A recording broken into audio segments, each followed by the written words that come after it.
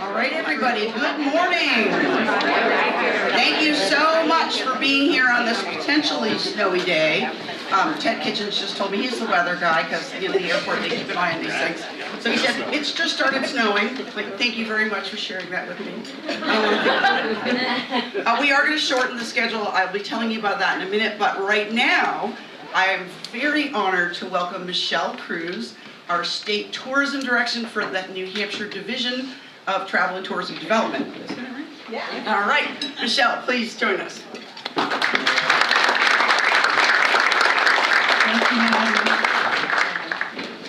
Good morning, and welcome to everybody here at the Central New Hampshire Chamber of Commerce Travel and Tourism Summit. It's really great to see all of the faces here in the room, so thank you for coming out this morning. And I'd like to welcome everybody who's connected virtually. I know it's been a challenge, and we know like schools have closed, there have been some early dismissals, so thank you, Maddie, for being able to provide that connection.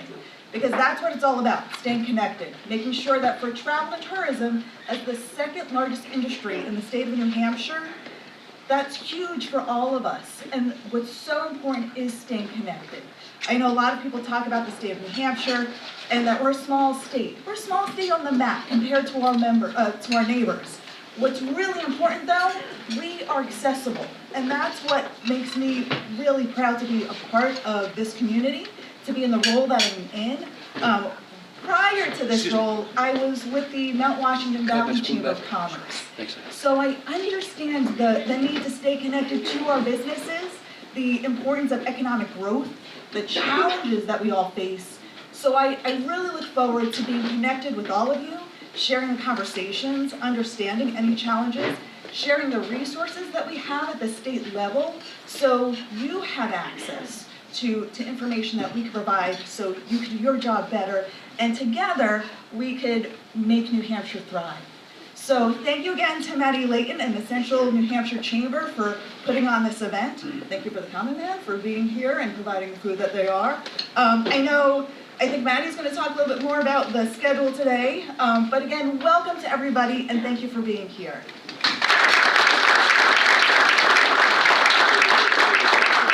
Thank you so much, Michelle. And I want to give a special shout out to Jonathan Picard from Hemi Baker TV, who's here today making sure that people online are able to join us. So thank you so much for doing that. And thank you to Amy Lee and our board who had the idea in the first place. So props for her for saving the day for people who weren't able to come. So before I dive into my remarks, I'm going to share with you the changes that we're making to the schedule. They're small. We want to get you out a little bit earlier so you can get home before the ice arrives, which is looking like it's more like 3 o'clock instead of 5 o'clock. So we are going to have a shortened exposition break. So at 11:30, I'll send you to the exposition break, and you'll have half an hour from 11:15 to 11:45 to hit the expo again if you haven't finished your scavenger hunt, to get your lunch, which will be served at 11:30, and to find your place at your assigned table. And if you don't know, your assigned table for lunch is right underneath your organization on your name tag. We'll be putting numbers out. So you'll switch tables, so you'll meet some new people. And then 11:45, we're going to start promptly with the panel discussion. And Estlin McClellan from the state wasn't able to make it, but Michelle, who's awesome, is going to pinch hit for her. So we're very lucky to have her here as well. That will go for an hour. So at 12:45, the panel discussion will end. Audrey Drake will lead us in a brief stretch and kind of cool down from the day. And then we'll finish up with our door prize drawings. We have some new additions this morning that just came in, so we're really excited about that. And then you should be out of here by 1:15, 1:20, something like that. So we're going to skip that networking luncheon, which we're sad about, but we want to make sure that you get all the content that you came here for. So that's what we're going to do, and we appreciate your patience. Also, I do want to say too, if you feel like you need to go home at any point, even if you're an exhibitor, if you're a speaker, please let me know. But if you're an exhibitor, it's okay. If you're someone who's here as a guest, if you see the weather out there and you think I need to leave right now, please do not feel you need to stay. Leave at any time.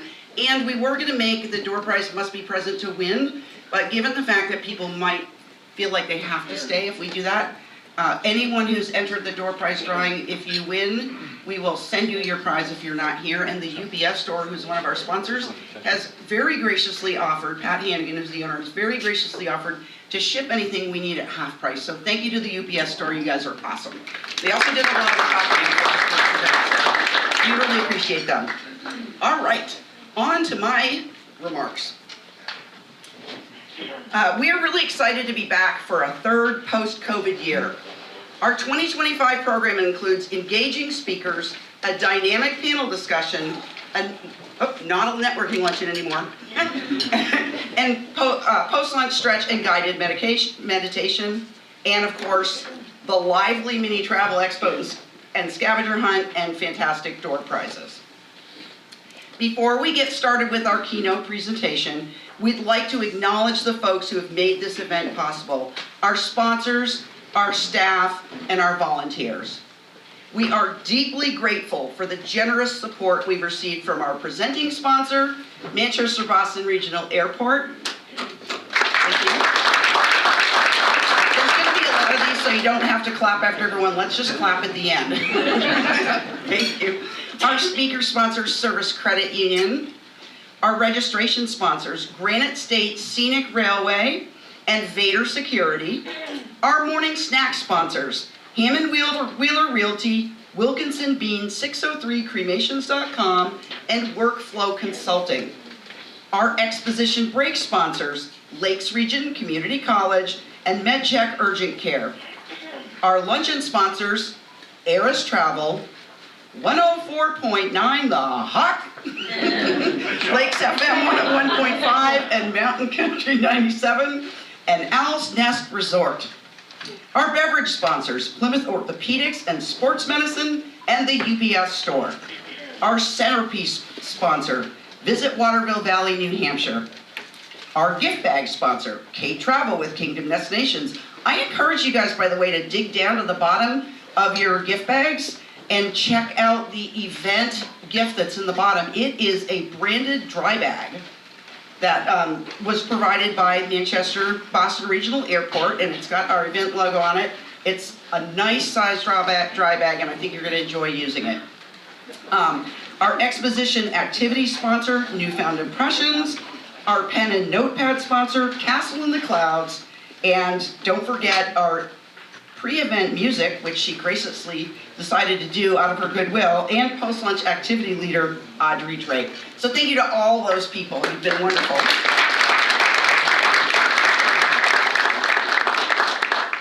We couldn't stage this event without the hard work of our volunteer board members and board affiliates.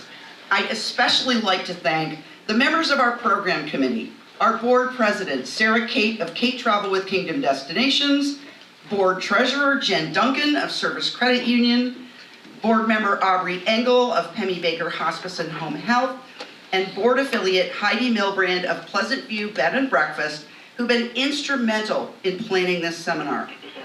I'd also like to thank board members Brooke Wakefield of the town of Waterville Valley, Amy Lee of the town of Plymouth, Linda Jennings of Lakes Region Community College, Kate Tarbox of Spear Memorial Hospital, and board affiliate Andrea Bendeberg of Waterville Valley Resort for their efforts in making today's event possible. Special thanks go to this gentleman right here, Jason Buttrick.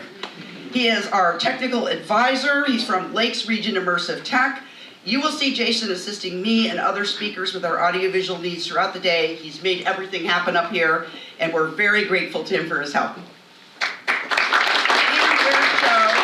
Back, I'd like to give a shout out to our photographer and chamber member, Joe Vichet, who you've seen at a few events now. He does an amazing job, and we are so lucky to have him covering the seminar this year. Please give him a big thank you. And finally, also at the rear of the room, to the left of Joe, I have to recognize the outstanding contribution of Heidi Pettigrew of Workflow Consulting. Heidi has had a hand in almost every aspect of this event. She created and managed our registration site, graphic identity, advertising, marketing and PR materials, webpage, and signage. And her experience and advice have been invaluable in making informed decisions throughout the planning process, and she was the one that suggested we move the panel discussion. So Thank you, Heidi. All right, well, on with the show. I'm very excited to introduce Ted Kitchens, our keynote speaker. Ted is the airport director at Manchester Boston Regional Airport, where he oversees a complex operation that includes commercial aviation, cargo, general aviation, concessions, rental cars, and property development. Before joining Manchester Boston Regional Airport, Ted served as general manager for George Bush Intercontinental Airport. And did I read that that's the 15th busiest airport in the US? So, big job. Ted holds a bachelor's degree in sociology from the University of Central Florida and a master's degree in urban planning and regional planning from the University of Florida, and he is an accredited airport executive. We're fortunate to have him here today. Please give a warm welcome to Ted Kitchens.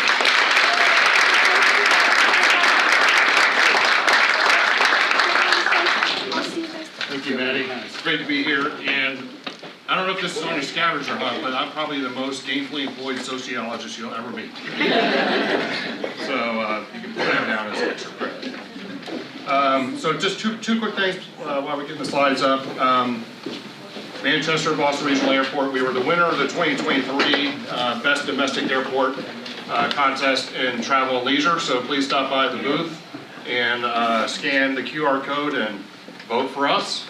You have a chance to win one of $15,000 cash prizes, not from the Manchester Boston Regional Airport, but from Travel and Leisure. And then as I talk today, I'll be speaking a little bit about our economic impact study. I have some one-pagers on the table as well that I highly encourage you to take back with you to your team members. And then last but not least, we're giving away 2 free tickets on JetBlue. So scan the board that's at the table to enter to win those. So good morning, and thank you again, Maddie, for the incredible opportunity to speak at today's Travel and Tourism Summit. It's truly an honor and privilege to be here. It's great to see a lot of familiar faces and to reconnect with everybody here who has been a part of the journey of the Manchester Airport. To be sure, whether you've used the airport or not, you are a part of the journey and you have played a role. Your presence here today underscores the importance of our shared purpose and mission, and I'm grateful for the chance to reflect on the road we've traveled and exciting opportunities that lie ahead at the airport. So let's see if this works. Uh-oh. Let's go that way. How about that? All right, so the framework of the presentation. At the core of my message today is the belief that to fully grasp the significance of the opportunities that we face here at the airport, and now and in the future, we first must understand where we've been. We need to acknowledge the path that has led us here with all of its twists, turns, obstacles, and breakthroughs, setbacks, and triumphs. The journey we've been on has been hard, it's been complex, it's been long, and fraught with difficulty. But it is through this lens of history that we can genuinely appreciate how far we have come and the potential that lies ahead. Now, I'm sure many of you did not expect to hear a history lesson here today. So if that is the case, then I apologize in advance. But I ask for your patience because I'm not going to do my typical TED presentation, which has got a lot of data and graphs and everybody goes to sleep. I just want to talk to you today about where we have been as an airport and what we have in front of us as a state. Because there's been an awful lot of hard work that has been done to get us to where we are. So I think it's important, and I would argue healthy, that you do have this honest look at what happened to your organization, to yourself, in your relationships, whatever it may be, and to accept the role that each of us has played in shaping the trajectory of the airport. This is not always easy or comfortable. I may challenge some of you. I may see some of you squirming in your seats, but that's okay. Think about learning, or think about when you're exercising or doing anything. Growth hurts, right? As you build muscle, it hurts, okay? That's okay. But only by doing so can we appreciate the progress that we've made over the past few years and the bright future that with your continued support awaits us. Because I think we are at a moment. So in many ways, the successes we've experienced in 2024 might seem to have come out of nowhere. Perhaps some of you are still unaware of the success. Judged by the face, I see. You are. So we will go through that. Some of you may not even know that we have an airport in Manchester. Statistically speaking, 30% of you, and I know Cheryl, there you are, you know where that number comes from. 30% of you in this room don't even know that we have an airport in Manchester. Okay? That is based on a brand audit that we did. 30% of the people that we surveyed didn't even know we existed. It's hard for people to choose you if they don't know you exist.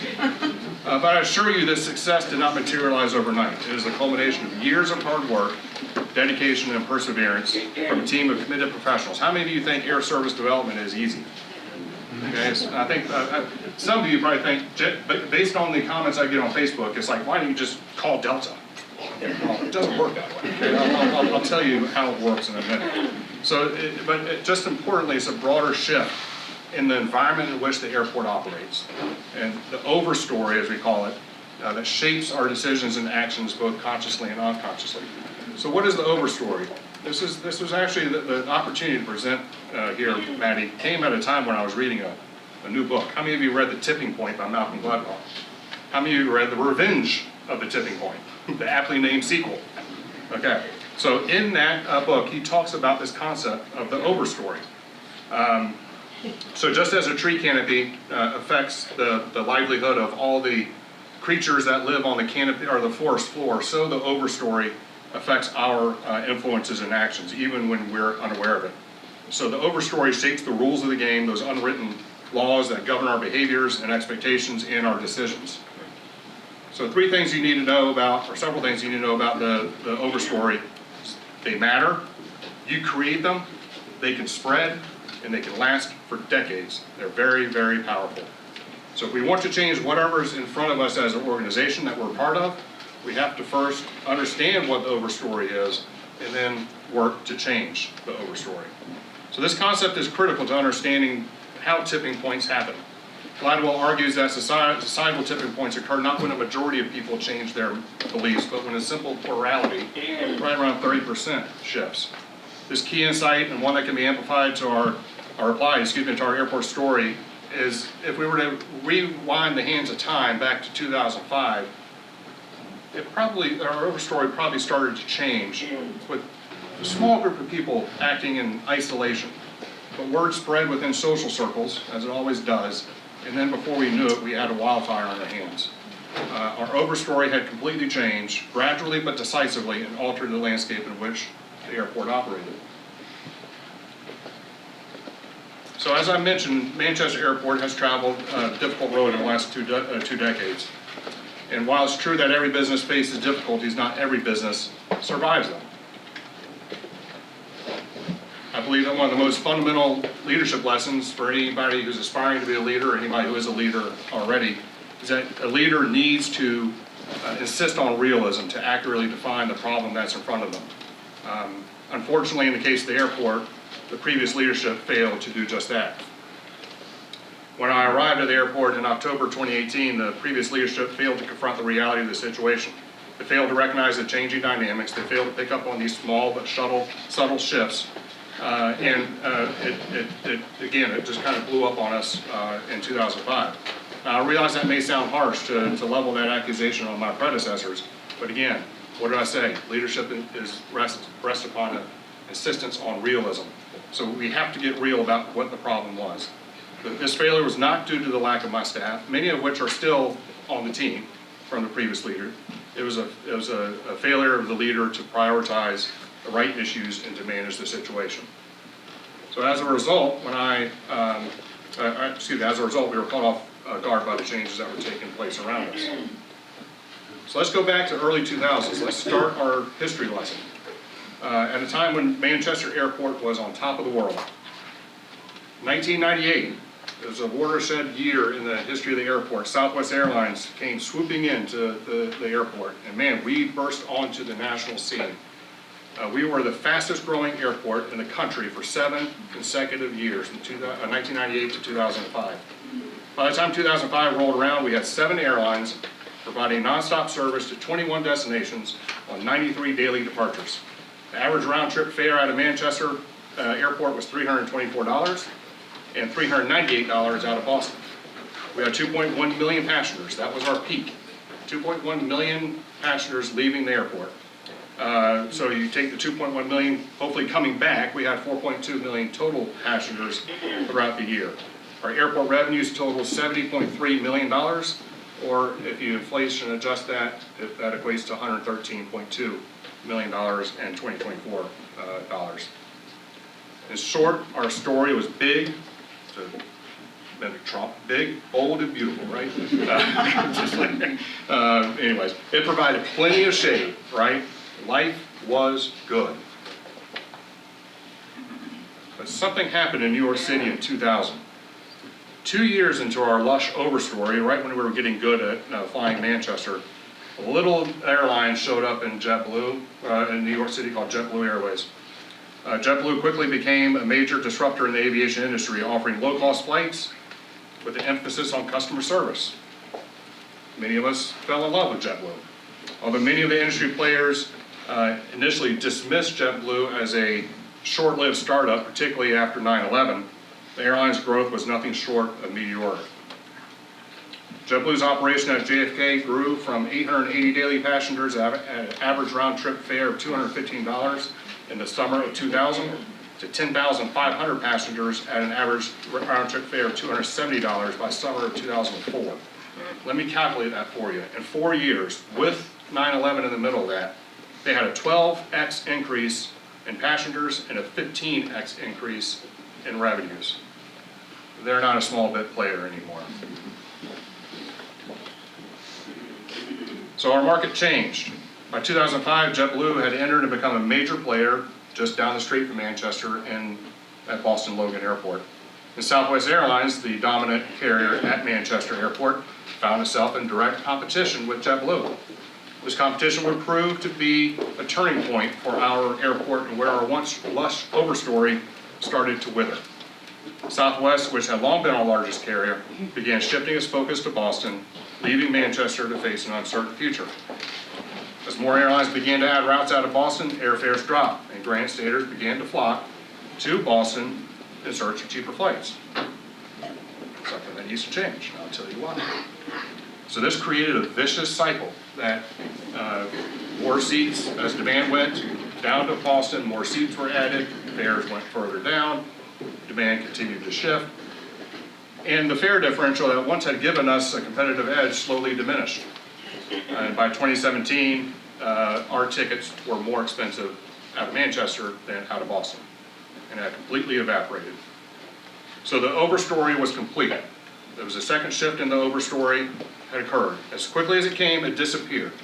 Okay, so that's one thing about the overstories, is they can change pretty rapidly. And what I have termed the Logan Leap was born. So, bad enough, right? We had a worse problem at the airport. That was because prior to the Logan Leap, we took on substantial debt to increase the airport. We expanded the terminal. Anybody remember that project? Yeah. We built the parking garage. Anybody remember that project? We extended the 2 runways. Everybody remember that project? All to support the Southwest operation, and then they up and shifted to Logan. So these investments are necessary to accommodate obviously the growing number of passengers, but they also came with a heavy price tag.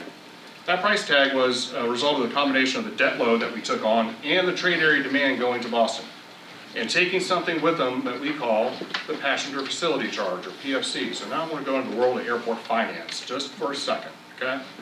The PFC is a charge that's added to your ticket and is collected by the airline at the airport that you first embark on. And it goes to the airport where you first embark on. Not the airport where you live, but where you first get on an airplane. So if you live in Plymouth, but you're getting out, going on the bus and heading down to Boston, you're taking your $4.50 and you're giving it to Massport. But if you get on the airplane in Manchester, you give it the $4.50 to Manchester. So, what's the big deal? Well, many airports use these PFC dollars as debt service on the debt. We collateralize it, we pledge it for the debt service. We were no different. But somewhere in 2008, as Logan Leap started to intensify and more of our passengers kept using Boston, our collection rates fell short of the bond payments. Now, usually that's a default situation. The good thing about aviation is that it's a closed loop finance system, meaning if the passengers are not picking it up with the $4.50, it just rolls over to the airlines. So the airlines had to pick it up. By the time I got on board, this was to the tune of $3 million a year shortfall in revenues that the airlines were picking up in the forms of higher landing fees and higher terminal rental rates. And nobody thought to do anything about this until a kid from Texas said, this is wrong, right? A decade later. So adding insult to injury was the state subsidized busing. How many of you have taken the bus out of Concord, right? That was a part of the I-93 widening environmental mitigation settlements, and that was a worthy cause, right? A good reason to provide it, but it had the law of unintended consequences, right? The law of unintended consequences was that this supercharged and fast-tracked the exportation of our demand out of Manchester and into Boston. So it supercharged the Logan leak. So as a result of these three factors, we found ourselves in a very precarious situation. So I arrived in October 18, and the airport is facing substantial challenges on numerous fronts. Our market share was shrinking, our financial position was tenuous, our reputation with the airlines had faded. We had vacancies we couldn't fill, we had infrastructure that needed repair. But I was determined, and my team was determined to turn things around. Why? Because the market enjoys strong population growth, robust growth in gross regional product, strong wage growth, low unemployment rates. Those are the determinants of demand, or the generators of aviation demand, those four aspects. There was zero reason for our market to be shrinking. Logan being nearby appears to be a reason, and that was the reason that my team gave me. I knew Logan was near Manchester when I walked in. But there are many airports that have larger airports within their trade areas. That, despite the advantages that those airports provide those other airports, do not show the leakage in demand that we do as an airport. How much, you might want to take a guess how much of our demand leaves our trade area? Anybody, just take a guess. Throw a number out there. 62%. 82. Wow. So, let's look at... Can you restate that? How much of our demand leaves our trade area? Yeah. So how much is leaving the trade area? Think of it as like a watershed for a lake or a pond or a river. The trade area is where our demand generates. The airlines expect you to own that demand. We're losing 82%, so 8 out of every 10 tickets being bought are leaving out of other airports, not just Boston, but other airports. Some are going to Portland, some are going out of Bradley, some are heading out of Burlington, some are even going as far south as JFK, believe it or not. And they're not using the Manchester airport. So let's look at Greenville, South Carolina. Anybody know what Greenville is?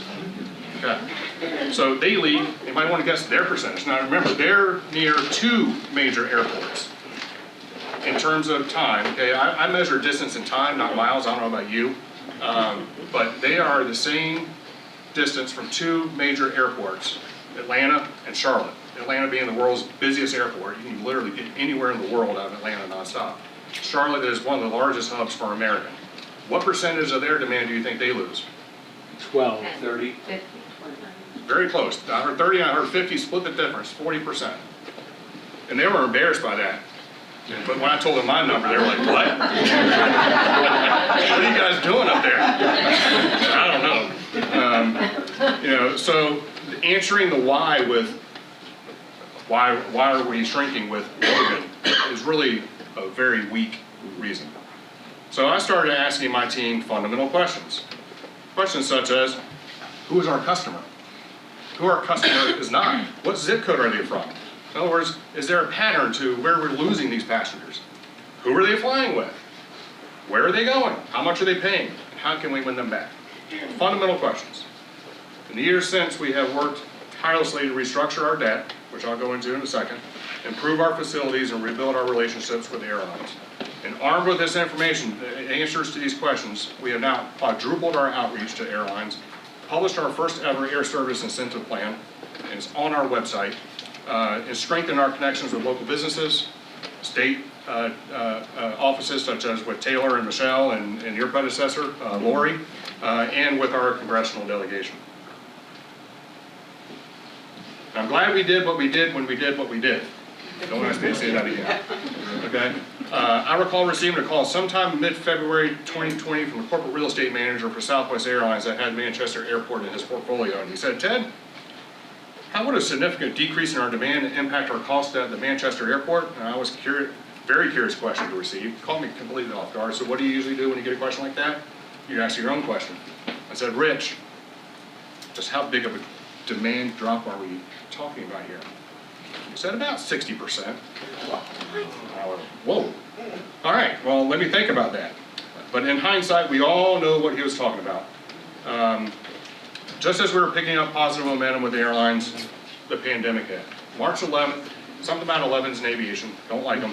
March 11, 2020 was when the World Health Organization formally declared SARS-CoV-2 as a pandemic. Within a week's time, our demand fell by 50%. Within 2 weeks' time, demand was down 85%. Within 3 weeks' time, we were down 93%. We were only seeing 7% of the previous year's demand.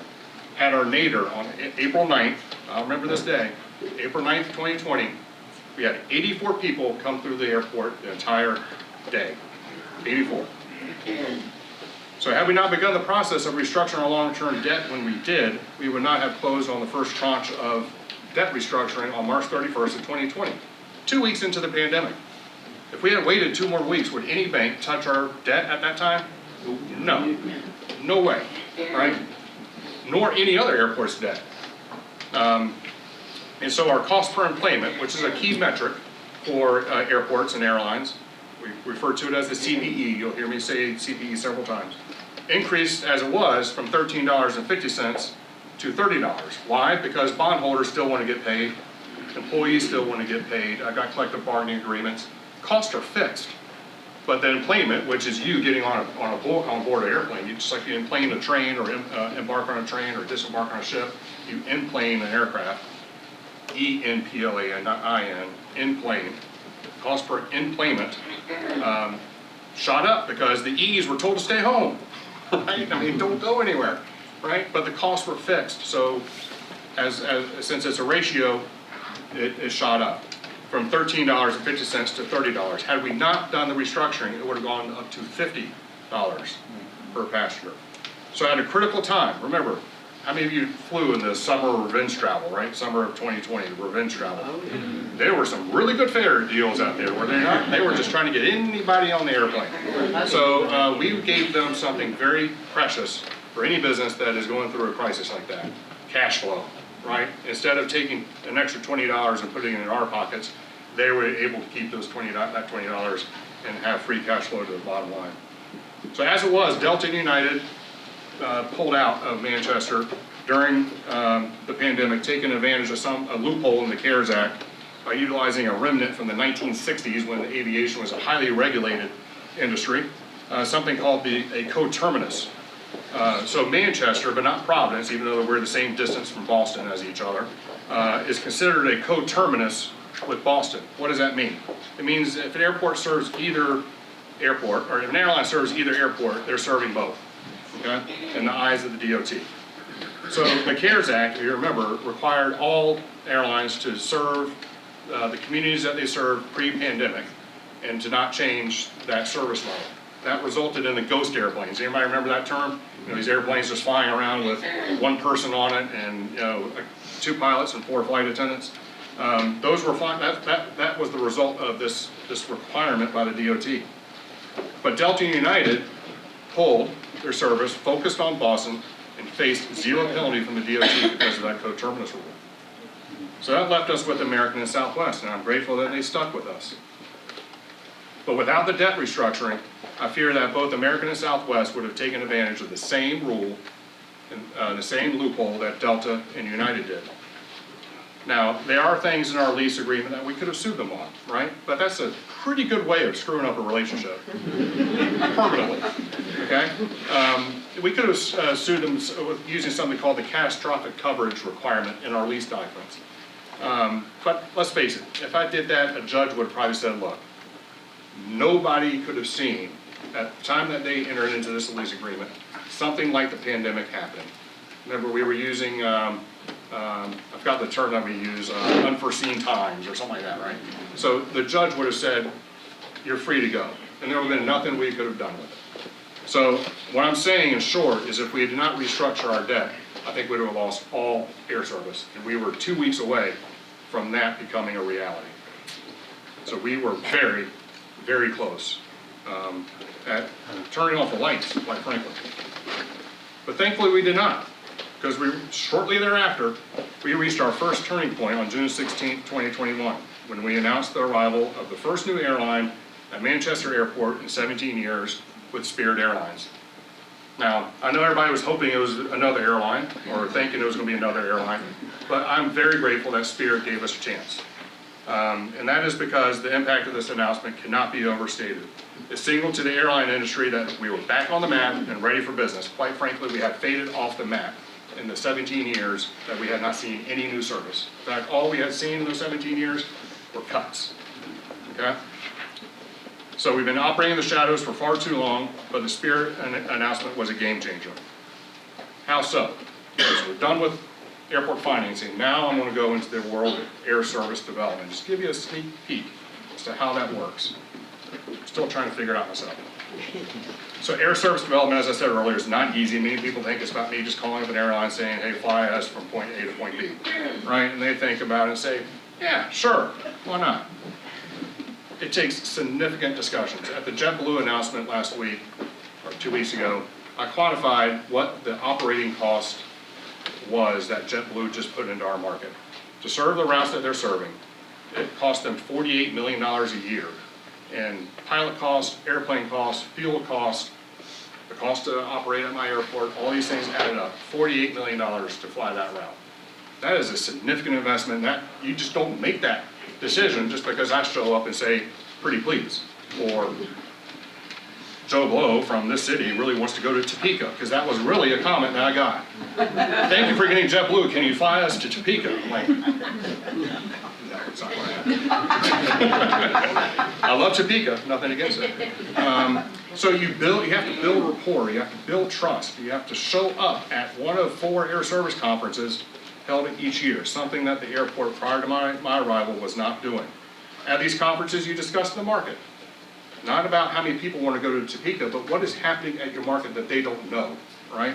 So in other words, you're arming them with the information that the network planners, who are the people who decide where the dots are, how many flights we're going to fly between the dots, what aircraft size are we going to fly between the dots, etc. That comes from a very specialized group of people. They're all Ivy League trained. Half of them are from Dartmouth, the other half are from MIT. They know our market pretty well. In fact, that's a very hard conversation to have them change their perceptions because they've lived here. They've experienced it. They've been on the bus, probably several times themselves. So we focus heavily on all the things I just mentioned, the trajectory of our economy, the shift in the migration patterns that were already occurring, from Massachusetts to New Hampshire, but certainly accelerated to a whole nother level during the pandemic. The increasing household incomes, plentiful tourism opportunities that we have here in the state, economic development that's occurring in Manchester with the mill yards and everything that's happening with the Build Back Better grant and the biofabrication cluster.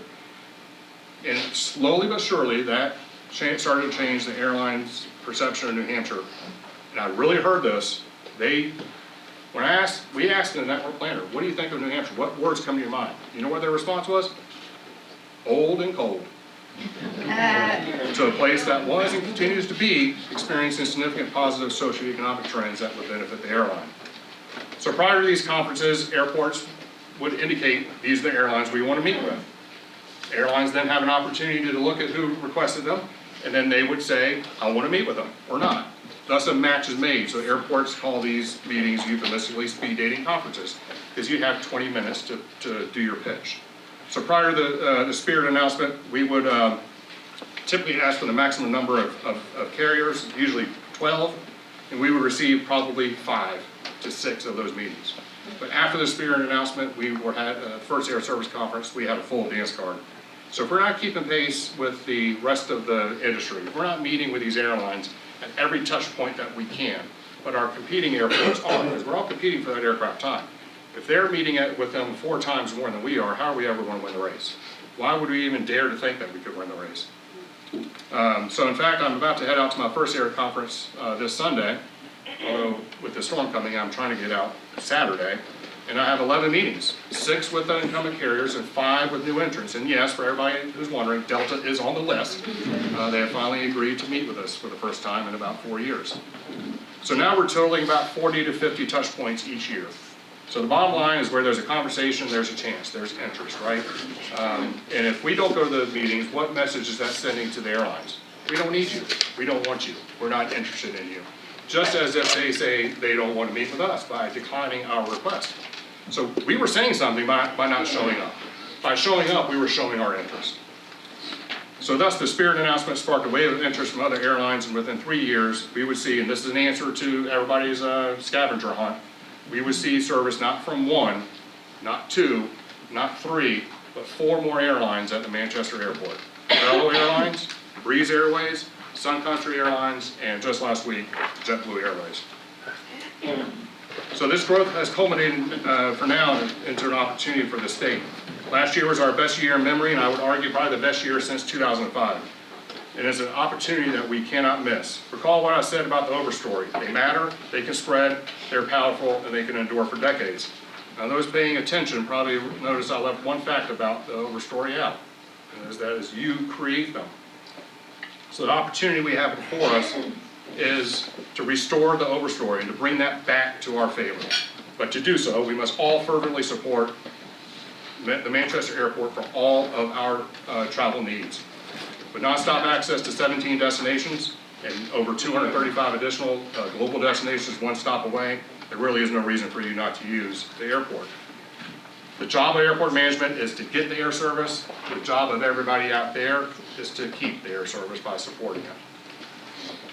So to unlock the potential is going to require us to shift our mindset from treating Manchester Airport as a matter of convenience to something we use only when it's convenient for us, to an airport that is a matter of importance, that is important to our local economies, to our state economies, to our businesses, to have a healthy, thriving airport.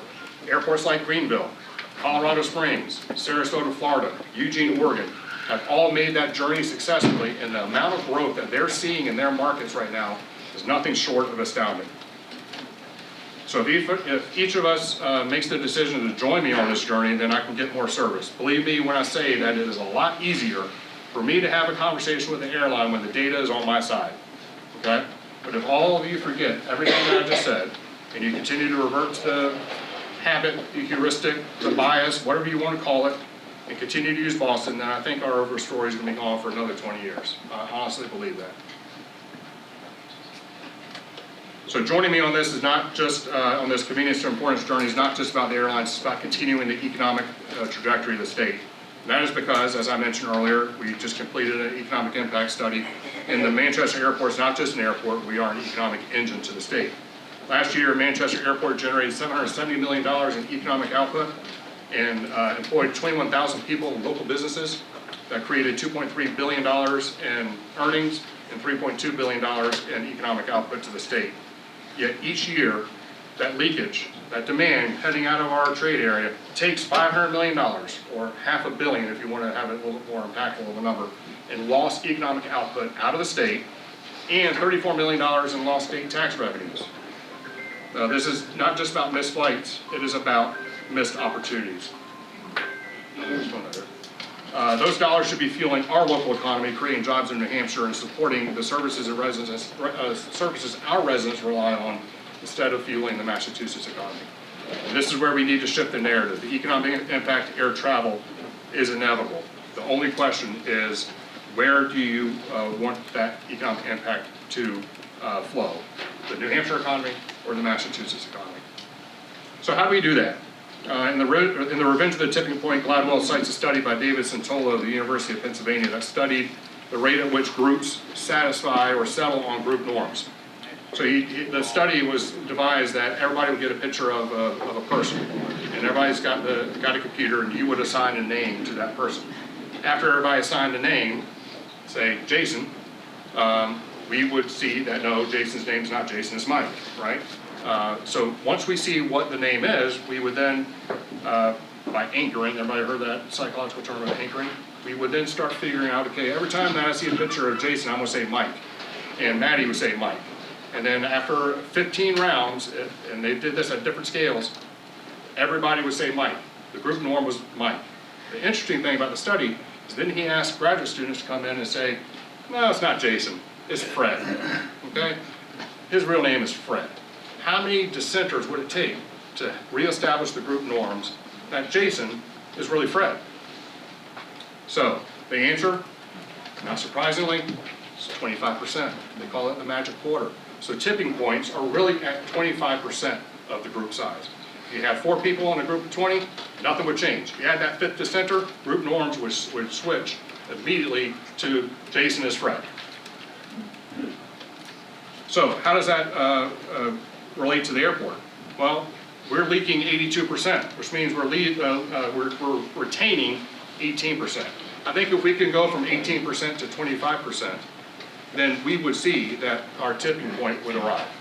Okay? And that's not a huge lift. That's not a lot of people. We're talking about a 7% increase in retainage.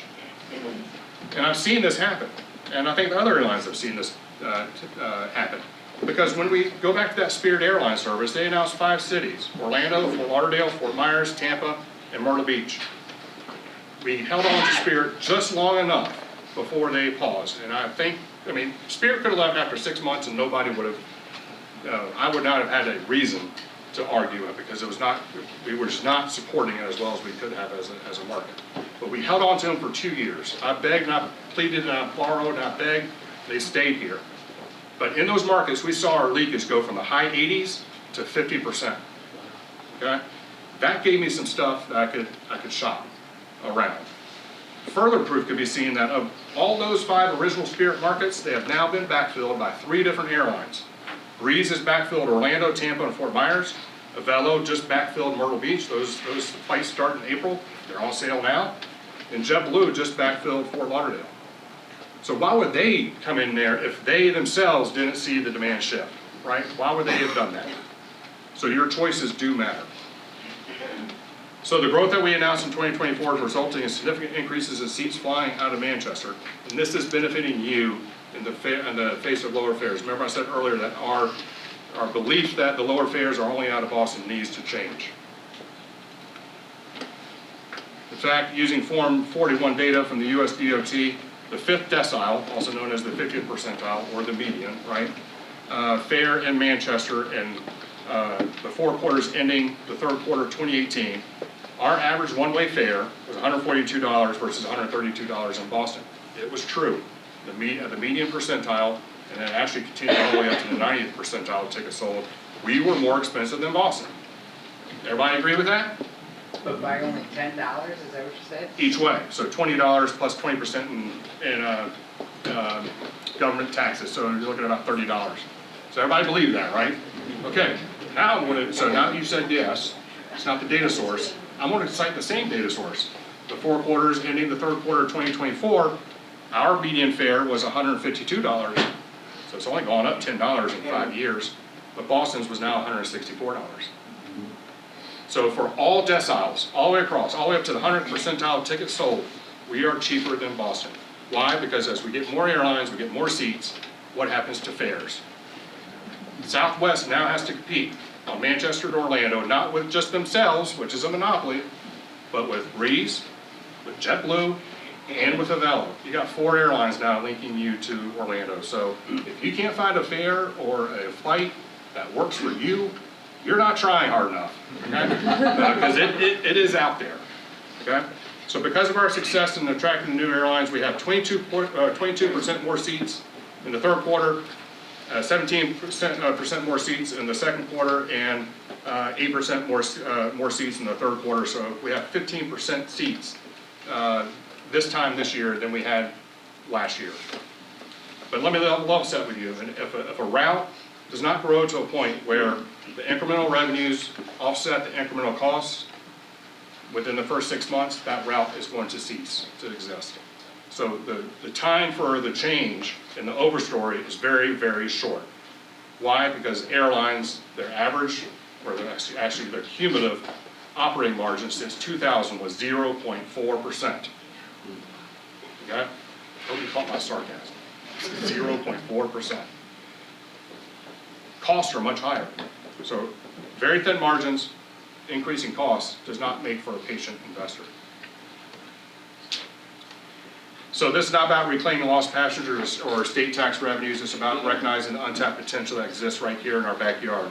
Again, if we can all commit to our travel needs to use Manchester, and I think this positive flywheel effect is right around the corner, and the change that is in front of us could be generational in nature. So if we make this growth stick, in other words, I got 15% more seats, I better see 15% more passengers, then I think all those airlines will then have to start adding their service back into Manchester, including, in a moment of poetic beauty, the very same airline that started our first our change in our overstory, JetBlue Airways. They're going to have to add service. How do I know that? So let me read an email that I got. Let's go back to that air service table first. So back in Chicago, 2023, I went to a conference, and that's when I knew we had our first change in rapport with JetBlue Airways. So as our allotted 20 minutes came to an end, I asked for the headquarters meeting, which is like the holy grail for all airports, because there you get a whole hour with the airline, and you usually have a whole group of network planners with you. So when I returned to Manchester, I emailed the thank you note to the network planner we met with, gave him a copy of the slide deck we went through, and asked him for some dates. Sure enough, he responded with some dates. Fast forward a week prior to the headquarters meeting, I said, hey, is there anything that we can do to help move the conversation forward? Any questions that we haven't answered, et cetera? And what did you think of our presentation in Chicago? Now remember, at this time, we've had 2 decades of conversation with JetBlue. We've had mayors, governors, senators reach out to them to no avail. But I felt that we had that breakthrough in Chicago, and I pushed all the chips in. I said, I'm going to go for a headquarters meeting. So his response to me was saying, Ted, I left thinking Boston customers who know us and probably traveled on us throughout their college years or have moved to MHT, and now they have other options to fly to Florida, and we are inevitably losing some of them. The pitch so good, I remembered it in pretty good details. 3 weeks later, and I think others would have a similar positive takeaway. Now let me translate that for you. What did he see changing? He saw his overstory changing. Why? Because we had other options to go to Florida, meaning we had who? Spirit Airlines at that time. When people started booking and leakage went down, what did JetBlue see? Shrinking market shares. So fast forward, 467 days later, on July 22nd, I received 2 emails from the same network planner. The first was at 11:03 a.m. Good morning, Ted. I hope you had a nice weekend. Are you available at 1300 for a brief 30-minute call? And 27 minutes later, good morning, Ted. I think this is going to be a call you waited for a very long time. It would be great if you could join. So the reason for the outer office message was I was on the beach in Florida. But when I read those 2 emails back to back, I went dancing on the beach, and a lot of people were probably like, what's wrong with that? But I responded to them, and I think you all know what happened. That was just 2 weeks ago. And that's my air service consultant. And I never thought I would see that aircraft parked on our ramp. Not everybody gets a second chance, people. But I have fought, and my team has fought like hell to get this market a second chance. All I'm asking you to do is type in MHT instead of BOS and click purchase. It may be a little convenient for you. It's not going to be more expensive, but you've got the easy job. Okay? I've worked like hell to get us here. The question now is, what are you going to do with this opportunity? So thank you for your time and your support, your dedication and commitment to the shared vision. Thank you for being here today. Let us give you an instant lift if you can help us get a bus connection. Yes. From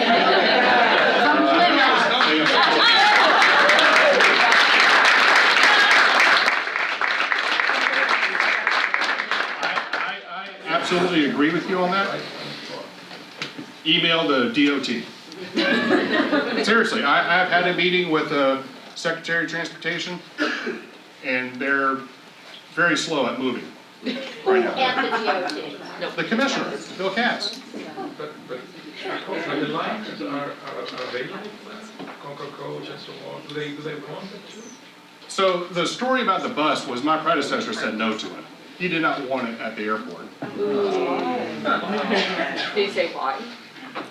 I never talked to him. The urban story or legend that I get told is he did not want to lose the parking revenue. But what's happened? We've lost aircraft, which means we've lost passengers, which means you've lost parking revenue. You cut your nose off to spite your face. I would have made a completely different decision. I've made that known in my conversations with DOT, saying, look, I don't know what my predecessor was thinking. I want you at my airport. Passenger and consumer taste have changed.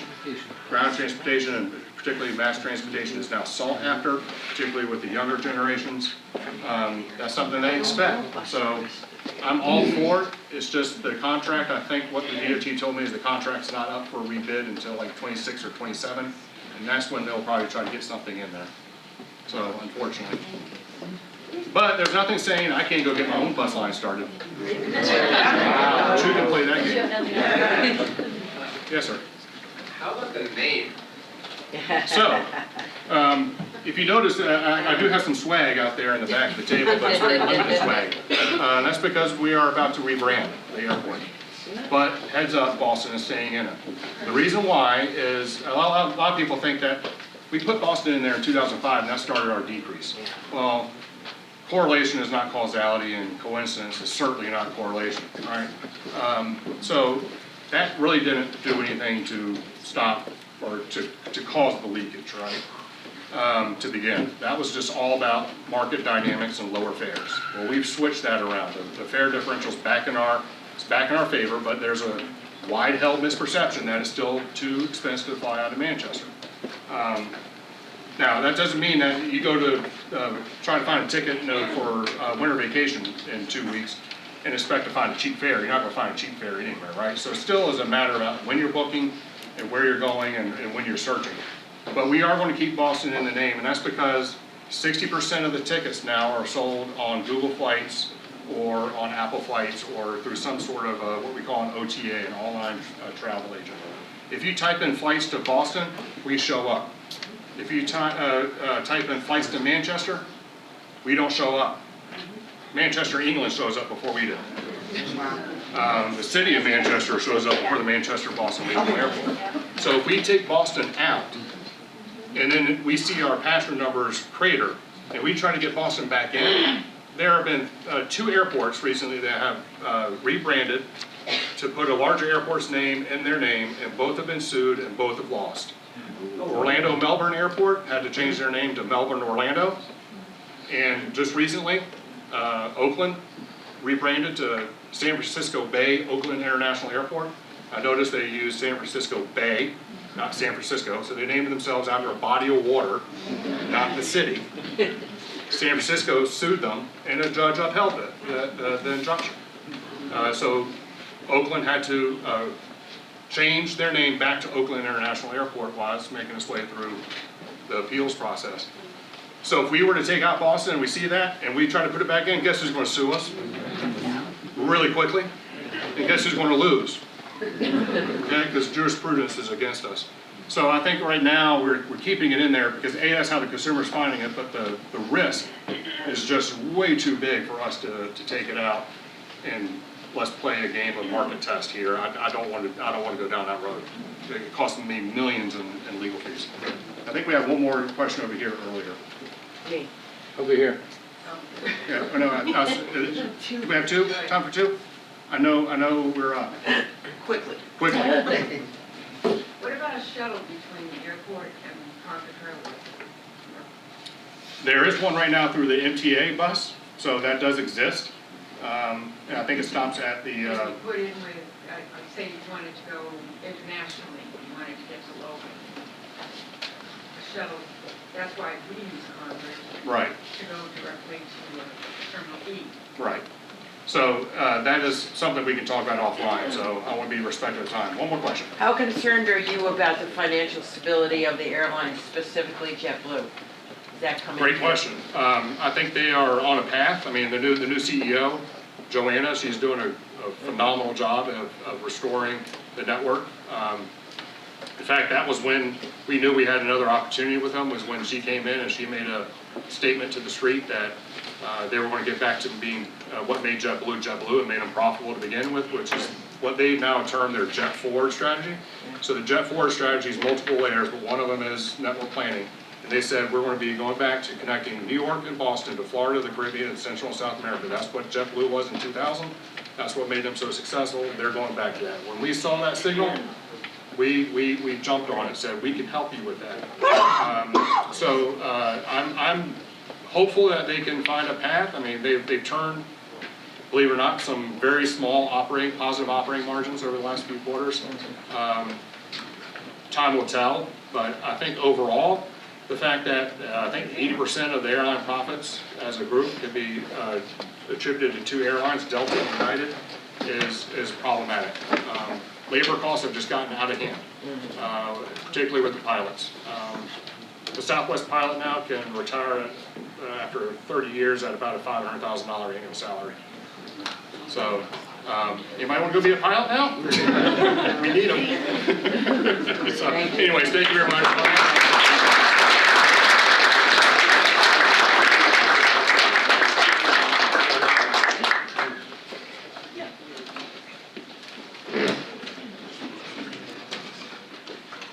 Just gonna switch the slide here.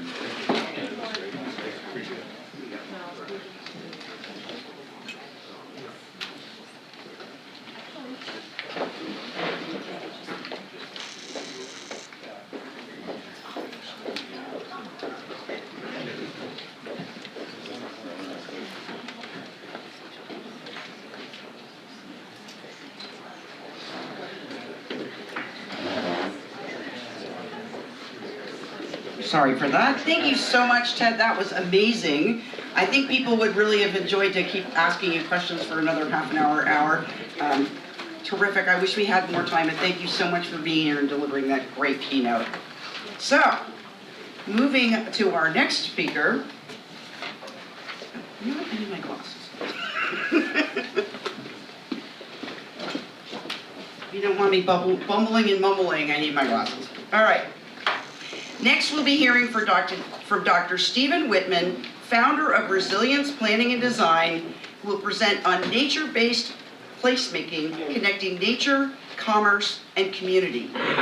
Steve is a professional planner and educator who's been working in the public, nonprofit, and private sectors in New England for over 25 years. In 2014, Steve established Resilience Planning and Design to assist communities and organizations with planning initiatives and implementation actions that reinforce their vision for the future. His work includes municipal planning projects in small towns and large cities, regional conservation and open space planning, and a wide variety of research-driven planning and education initiatives. Steve serves as a board member for the nonprofits Mill City Park and Transport Central, and he's a founding member of the Pemmy-Baker Trails Committee. Please welcome Steve Whitman.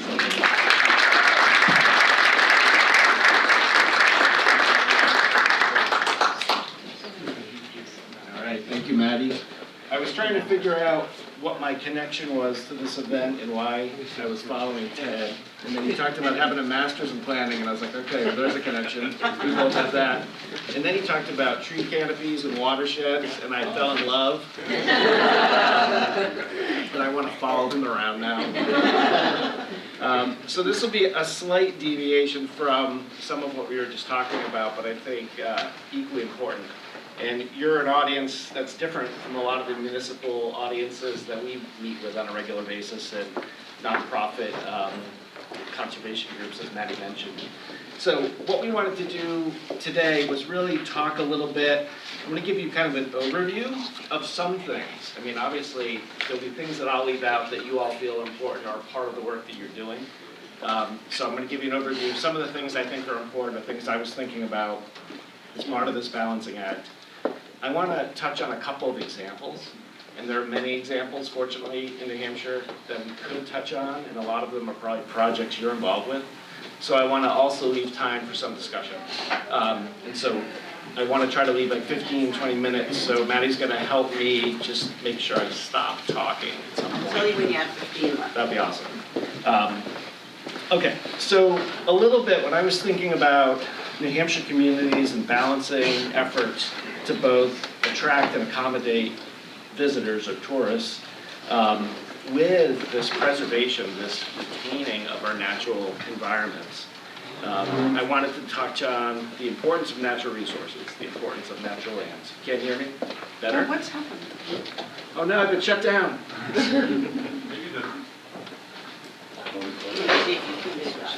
Thank you.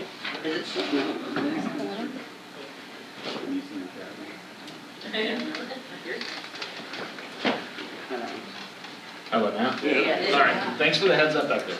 Okay, so I wanted to touch on natural resource lands, how we access the natural landscapes, how it's different for varieties of different people. Recreation infrastructure, what that looks like, that's different for varieties of different people. And then how all of this can support our businesses, our municipal infrastructure needs that we all need to live here. The lodging, the restaurants, the outfitters that visitors need to be here. So that's kind of the shape of what I'm trying to do today. Okay. Try it again. Try getting the track out. Wow. Ted, what'd you do to me? I was just looking on The arrow? do you see it? There you go. All right, thank you. My clicker was not working for some reason. That's fine. All right, so the other part of this in the balancing of tourism and natural resources, you know, how do we manage what's drawing people here and the activities that they're enjoying and minimize the negative impacts, right? So that's part of the challenge that we all have. So those minimum impacts can be on our environment, on our economy, we often hear about the character of communities when we're working with towns and cities. So we're trying to maximize benefit for the businesses and for the citizens and for the visitors. So I kind of broke this down into these 4 bullets of what I think is somewhat important. Having a clear, bold, and asset-driven vision. We heard the airport has that. They have a really clear vision of who they want to be. Communities and regions need to as well. Having a foundation of knowledge. So actually knowing the resources and the ecosystems that are there, that are of value, and how best to steward them or protect them. Who are the potential users and what potential activities are desired. And then coordination, communication, coordination with conservation groups, recreation groups, development efforts. And lastly, a commitment to ongoing implementation efforts. And that has to happen through strong partnerships. Like none of us can actually push these things ahead. Ted can't save the airport alone. We all have to commit to buying those flights. And so it's really a team effort. And communication goes a long way in helping us understand what our role is. All right. So you're going to get a lot of planning from the 2 of us today. So planning was the first thing that I see as a tool. And as you heard from Maddie, that's a lot of the work that we in our firm do, is to work with communities and organizations to forecast, to understand where they come from, to understand where they want to go and plan for that. So I'm a planner, I have to talk about that first. But I think in some of the case studies I'll share today, it's this idea of shared initiatives, partnerships, the idea that all of you coming together in this region and working on these issues of tourism and making our community stronger and supporting our business community, you're all going to get much further than just if a couple of us were at it, you know, toiling away, trying to make it happen. There is a need for funding. Funding is always somewhat limited, and so here in New Hampshire, I think we're really fortunate. We're really good at engaging volunteers, engaging creative volunteers. That'll always be part of this balancing act. I think we have a lot of successful projects that are because of many of you who are volunteering, whether it be for the chamber or other organizations you're part of. We also need creativity. We need to really be thinking outside the box. We need to be thinking about what makes us special. And we need to have fun doing it. No one's going to want to join us if we're not enjoying ourselves. There has to be fun involved for all. Okay, and then the last thing I want to point out is thinking about tools is also the scale that we work at. So I think these tools work well at different scales. Whether you're at a site scale for your own business, or neighborhood, we tend to work at the town or municipal scale, and then also always regionally. We're always looking outside of the community to see what's impacting that community for the positive or negative. So in the title of this, Maddie mentioned nature-based placemaking. So I'm not going to spend a lot of time on this. It's a related concept I think we all can learn from. It's really well documented in Pennsylvania. There's actually a really good short video on it that's kind of captivating, and you could almost insert the name of a lot of our New Hampshire communities in the video, and it's about how a community has come back from economic struggle because they've embraced the assets that they have, the things that people have always visited for, that residents are remaining there for. I'd be happy to share the link with Maddie if there's any kind of communication going out to people who are watching at home or probably already Googling it, or people that are here that would like to watch it later. What I like about nature-based placemaking is it's very economic development driven.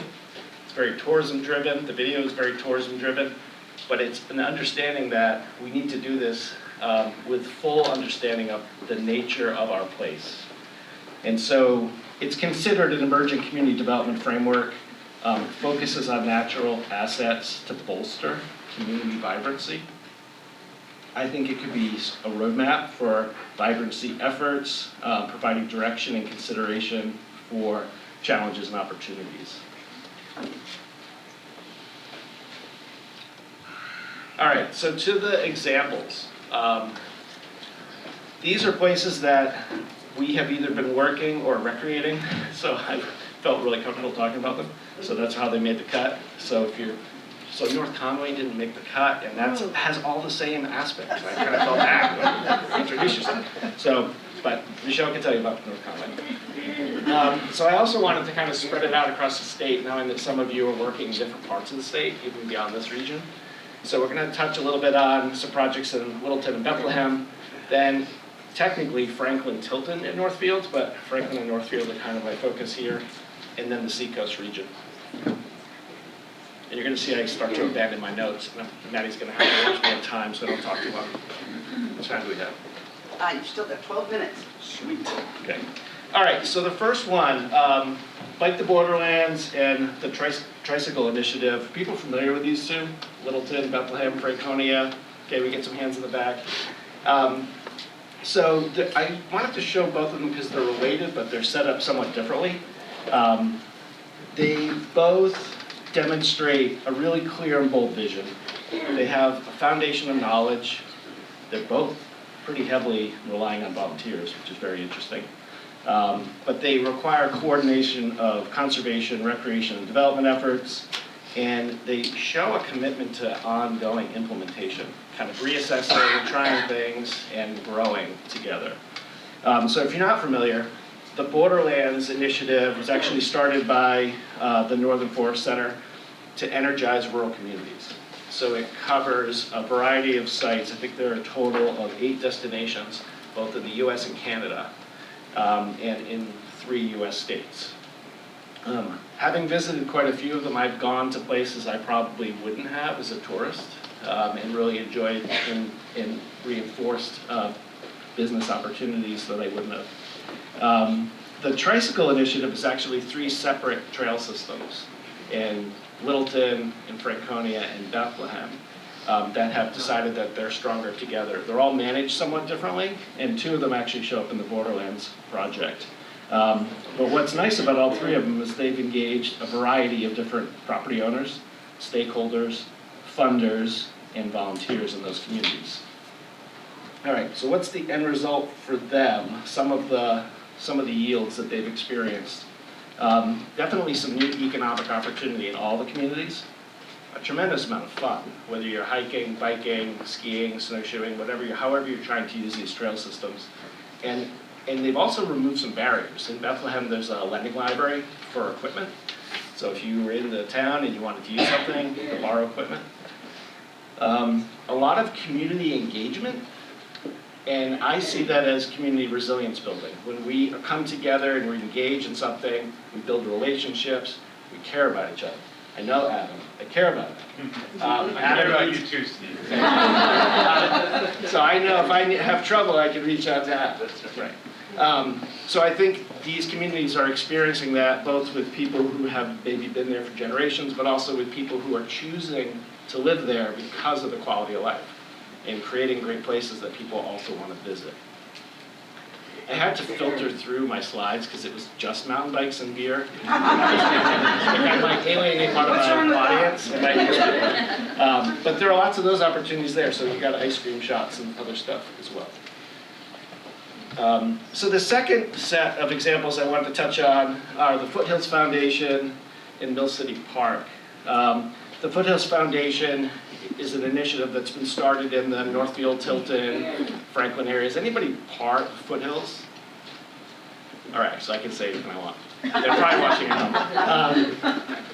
But the idea of the foundation was to have a nonprofit group or a volunteer group that promotes recreation, economic expansion through community partnerships. Relies heavily on use of the natural landscape for outdoor recreation, sees opportunities for businesses to service those visitors and all of us who live here. Mill City Park is a little different. It's more site-specific. It's a location within Franklin. Maddie already outed me that I'm on the board. But Mill City Park is a river and land-based park. It's a combination of a nonprofit, Mill City Park at Franklin Falls, and the city of Franklin working together to develop this really unique feature. The focus is on creating and sustaining an iconic river and land-based park. We have been really fortunate, and I'll share a little bit of what's to come. Both of these projects work together. So there's collaboration between both. We actually have a board member from our organization, Mill City Park, who's one of Ted's employees, Andrew Fournier, who actually goes to the Foothills Foundation meetings and reports back and actually helped them present to the city council the other night. So there's a lot of supporting each other and having a bigger vision together. So a clear and bold vision. Together, foundation of knowledge, coordination of conservation, recreation, and development efforts, and a commitment to ongoing creativity and implementation.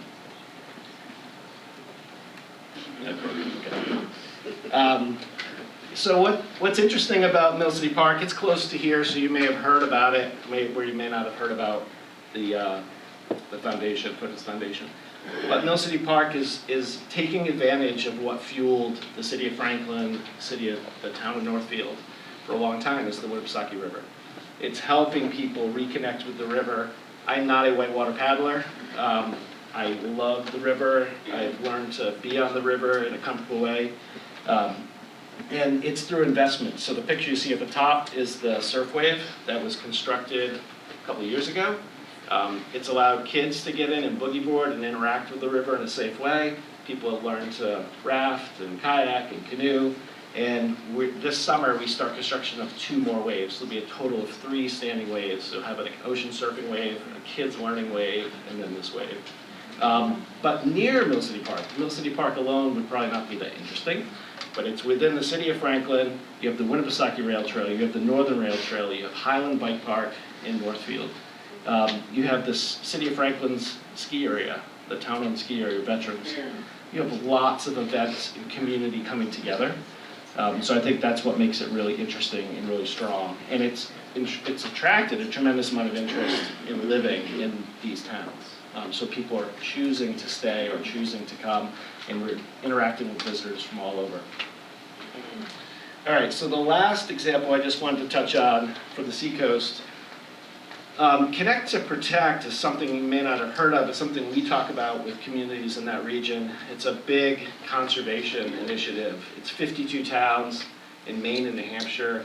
It's a lot of data about what makes those communities and the resources there significant, what the threats are to them, how they have been fragmented over time, restoration that's needed, and conservation that's needed to make sure that people in these communities continue to have fresh drinking water, places to access the outdoors, clean air, and onward.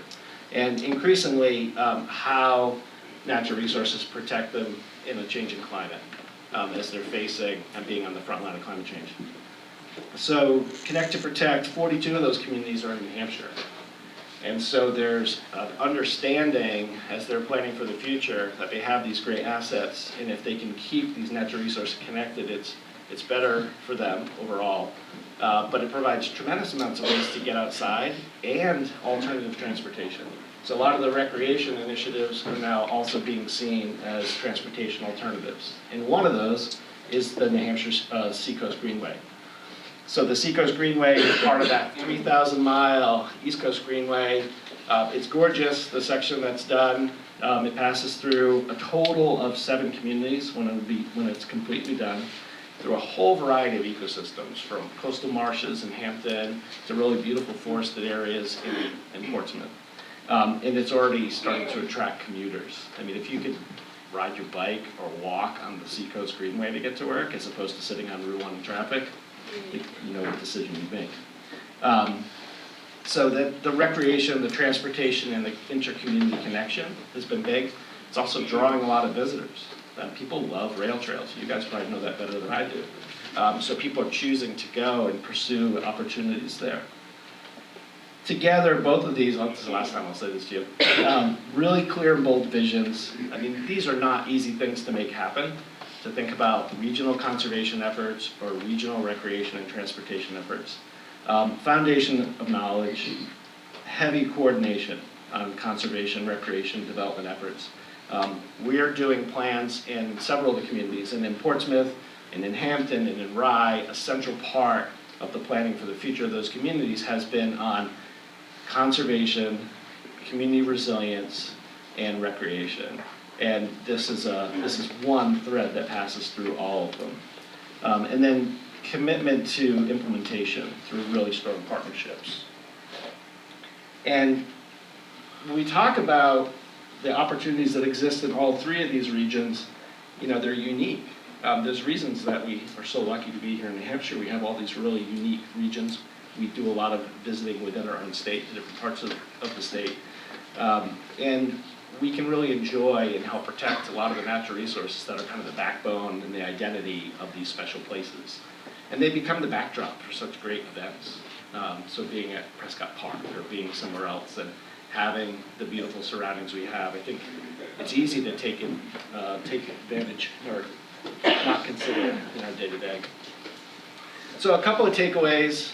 I think, of course, natural resource protection is important to retaining New Hampshire's landscape, the New Hampshire Advantage, that part of the New Hampshire Advantage. Attracting tourists and really providing opportunities, all ways of being outside, reconnecting with the outdoors, which is, I think, a lot of the reason people come here. You know, it's the only reason probably my family ever visits, is they like coming here and being outside. But also to help attract and retain residents. If there's anything that would bring my kids back to New Hampshire to live, it's probably not me or my wife, but it's probably that experiences they've had in the outdoors and the quality of life that they experienced as children, being fortunate to live here. And knowing what it's like to actually attract people to work with us in our firm, to attract people to local businesses. We have something really great to offer. So that's really critical to our economy, I think, overall. But it's really going to take the kind of intention, the kind of forward-looking you heard about with the airport, the strong collaboration, the strong communication. It's going to take all that. So I'm going to stop. Okay. And we're going to do questions.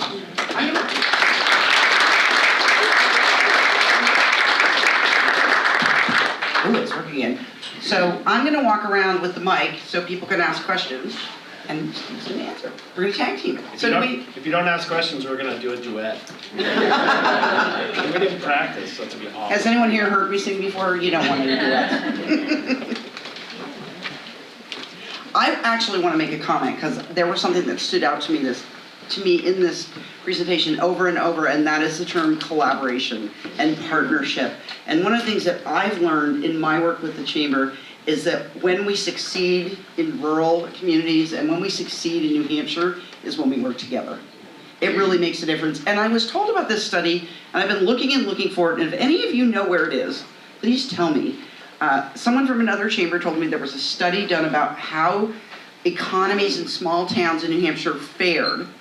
Actually, it might not have been, I think it was small towns all over the US, how these towns fared during COVID.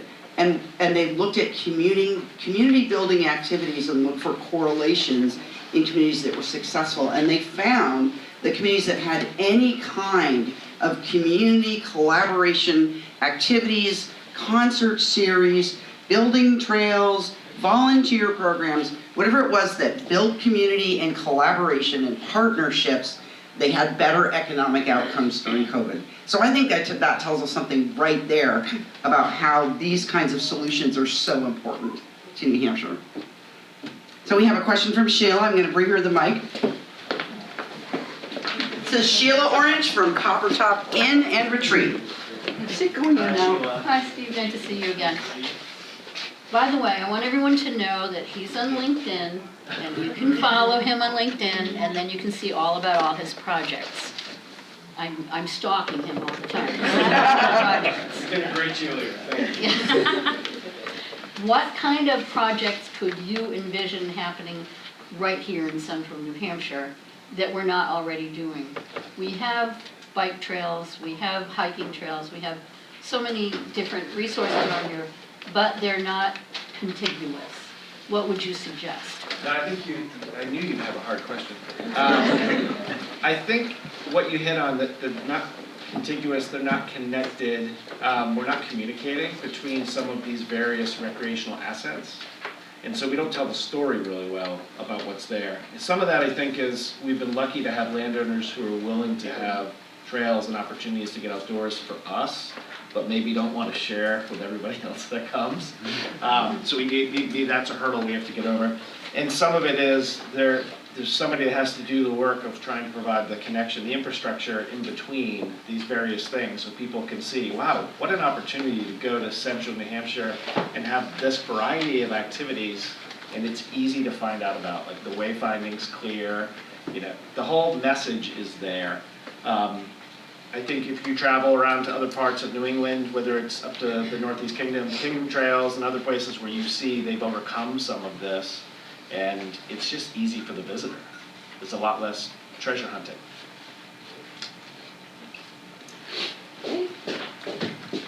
We have Ed LaPlante from One Earth Body Care. Hi there. Thank you for your presentation, Stephen. Yeah, so looking through your slide and listening to your notes, a couple of things that stood out for me were, I saw quite a few times the use of the words resource, assets, bringing to mind, financial concepts, applying those to the wilderness, right? And I see how those concepts put us directly, bring us into direct conflict with words like protection, words like development. And so I guess my question is how do you bring to your organization a forward-looking, how are we going to leave this landscape to our kids and their kids and the next kids, while balancing, these needs for economic development? I mean, it's the biggest struggle you have at a town scale, but it's usually one of the places you get the greatest consensus. People tend to, you get me now? People tend to have a similar land ethic, I think, when we work across communities in New Hampshire. They have different reasons, maybe for liking the outdoors or how they choose to interact with the outdoors. And there's, of course, the demand to reduce, no one here probably wants their taxes to go up, I'm guessing. To reduce their taxes, to provide housing that's missing for a range of people who are underserved or underhoused. And so this balancing act is the constant struggle. Then how do we do it? And how do we do it well? The reality is there are lots of ways to guide development well. A lot of our communities move really slow. So even if we have worked with on a plan with a community and identified a path forward, then it takes all of you to sit on town boards and participate both in the land protection side and guiding development to appropriate locations. and then showing up at town meeting and voting once a year, and if it doesn't work, waiting a whole other year. So the game is it's a long game. And it takes people coming from different perspectives to find that kind of common ground, which isn't always easy, but we see a lot of success here in New Hampshire. And I'm not sure if I answered all your questions, but I got some of it. Thank you. You're welcome. Now we have Bob Maloney from Swan Lake Financial. Well, thank you, Maddie. Let me preface this by saying that I have a tendency, and many people do, of being incredibly selfish. Well, for those of us who are local, we understand the stunning beauty of Squam Lake and the Squam Lake watershed. When people ask me where it is, I tell them it's in the northwest corner of Wisconsin. So I may be a detriment to what you're trying to do, but I completely understand, and thank you. You're welcome. And as a user of the lake, I appreciate it. Anyone else? All right, well, thank you so much, Steve.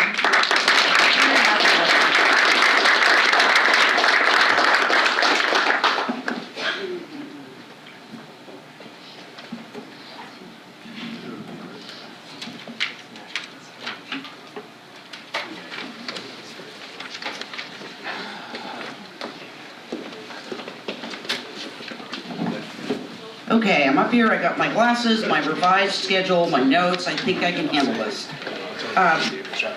So next, we're going to have a briefer break. So you're going to visit the exposition area. You can finish off your scavenger hunt if you haven't already done so. Lunch will be out at 11:30, so in about 15 minutes. And we're going to put table numbers out here on the tables, and you have a number on your card, on your name tag, right below your organization. So you're gonna find a new table and make some new friends. And the panel is going to join us from 11:45 to 12:45. We are going to have that panel discussion. Then that'll be followed by our brief stretch with Audrey Drake, and then our door prizes. And as I said, we have some additional door prizes that have been added. They're really great. Does anyone have any questions about the scavenger hunt? I look like everyone had that pretty well in hand. I don't think I need to go over that again. I do encourage you, if you haven't already done so, to stop by the Chambers exhibit table. You can learn about membership, you can learn about volunteer opportunities, and you can hear about our upcoming events. There's a QR code you can scan to get to our online event calendar. And I in particular want to highlight our annual meeting and award ceremony. If you like this today, you're going to love our annual meeting on June 24th, which also this year includes a community awards ceremony. And there is in your gift bags a quarter sheet that encourages you to nominate people for our awards. You do not need to be a chamber member to nominate someone. So please take a look at that. Stop by our table. We will see you back here at your assigned tables at 11:45, okay? Any questions before I go? Does anyone need me to answer anything? Down at my table. All right, and have fun. We'll see you back soon. Okay, everybody, thank you so much for your cooperation as we compress our schedule a little bit. Next up, we have our panel discussion, which is a new offering this year. We have 3 experts who graciously agreed to join us and talk about using technology to promote travel and tourism. Each of our panelists will present briefly on their area of expertise. Then I'll pose a few questions and ask the panel to respond. We'll pass the microphone around. And then we're going to finish up with a little short Q&A. Our first panelist, Cheryl Reardon, will share information with you about using data in tourism marketing. Cheryl is the current president of the White Mountains Attractions Association, which is the state-designated destination marketing organization for the region. A proud native of the Lincoln Woodstock community, Cheryl has dedicated more than 25 years to promoting and enhancing tourism within the White Mountains through innovative marketing strategies. She holds a degree in business from Plymouth State University and has developed her expertise in both traditional and digital marketing techniques, as well as data analytics to drive tourism and enhance visitor experiences. Please welcome Cheryl Reardon.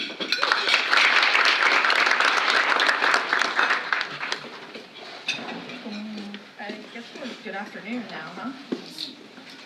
So, So using data in tourism marketing. So data empowers us to create tailored campaigns that resonate with our target audience. We use both quantitative and qualitative metrics gathered from sources from website analytics, social media channels, and local intelligence programs. So harnessing location intelligence, it's kind of a newer technology. In the fall of 2023, White Mountain Attractions Association invested in a data program or a program called Placer.ai. It's a location intelligence platform that estimates foot traffic to businesses or locations using mobile GPS data. This tool is particularly valuable for organizations like ours that have limited capabilities to gather zip codes or demographic information, unlike a hotel or attraction that tends to collect zip codes or customer information when they check in. So it's important to understand, though, with this data, that it's not 100% accurate, but it does offer us a better insight into the patterns of our visitors, such as when they arrive, their origins and destinations, and their interest in demographic profiles. So first up on this slide is a visitation trend graph that shows visitation performance from 2024 to the White Mountains region and aligns with what we would normally expect as a traffic pattern to the region. So you'll see in the first spike is in February, and that would be your February vacations. Then it kind of dies down after the ski seasons start to slow down and we stay level through the spring, and then you'll see that next spike in May, Memorial Day weekend. And then you'll see as the season or the summer comes along, the traffic tends to build back up to July 4th, where we peak for summer visitation, and then it kind of stays pretty level and flat through July and August, and then you'll see the big drop down. That's when schools go back in September, and then it's pretty level through the end of September into October, fall foliage season, our spike for the October holiday weekend, and then we trend right into winter again. When analyzing actual visits that you see up here in visitor data, we've found that those numbers are somewhat skewed in this area, particularly due to second home ownership in the region. So you see right now that it's saying visits are 17.9 million this past year, and that is attributed to 2.6 million visitors. So that's kind of showing us that the visitor to visits ratio is well over 6 times, which would lead us to believe that a lot of that is due to the second homes. More accurate visitation data is reflected in the next column over, where we look at overnight trips and visit night metrics, which counts multiple visits by the same individual within a month, but only as one overnight trip. And this data typically shows us that each trip consists of approximately 2 to 3 nights when they're here in the region. I love this map. So this is a geographic overview map. It provides us with an idea of where our visitors are coming from. And it helps us to kind of see traffic patterns and how all of our marketing campaigns are working. From this overview, we see that obviously a majority of our visitors come from the Northeast, particularly New England, but and that's where we spend a good amount of our marketing budget. But then you can see also like the Midwest and just kind of the traffic patterns of California tends to sometimes be a popular area that we see folks from, Texas and of course Florida. And we've heard about the new routes today from Ted for Florida, which is very heavily, it's kind of probably hard to see, but where you can see where that traffic is coming up into New Hampshire. So certainly an emerging market for us to take advantage of. This next one, where from that map view, we can dig a little bit deeper into the visitation data by state, and we track year-over-year changes in target markets. This data also helps us to identify emerging trends and shifts in the market, enabling us to adjust our strategies proactively and not just wait So we can see, year over year, we have a little bit of a dip in Massachusetts, but we've had some other markets that we put a little bit more money into this past year, like New York, Florida, Pennsylvania, where our marketing efforts have actually worked for us because the number of visitations have come up.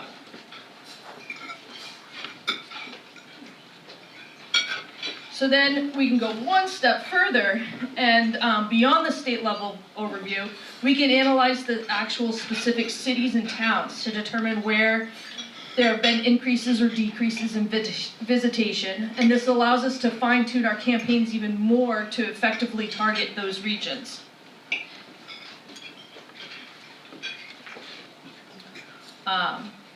We've also used this data to look at more distant domestic markets, so we can compare our website analytics with in-destination data to ensure that our campaigns are active when visitors are most likely planning their vacations. In today's example, I focused on Raleigh, North Carolina, which is another market that is flying direct from Manchester to there. So this data shows or indicates that to boost visitation from Raleigh in May and June tend to be shoulder or quieter seasons, that we would need to start advertising campaigns as early as probably January. And then if we wanted to boost visitation from that region in the summer, we'd probably look to have campaigns live by March, early April at the latest. So I take it from the White Mountains region, I kind of drilled it down a little bit closer to home. I used Waterville Valley to kind of do a little bit more of a local look. So again, same kind of trend, the visitation trend for Waterville closely mirrors the regional trends, except for probably you'll see some larger spikes during the winter weekends. When we take a closer look at the individual destination as it's instead of across the region, we're able to actually gain a better understanding of which businesses and activities guests are going to in that specific town.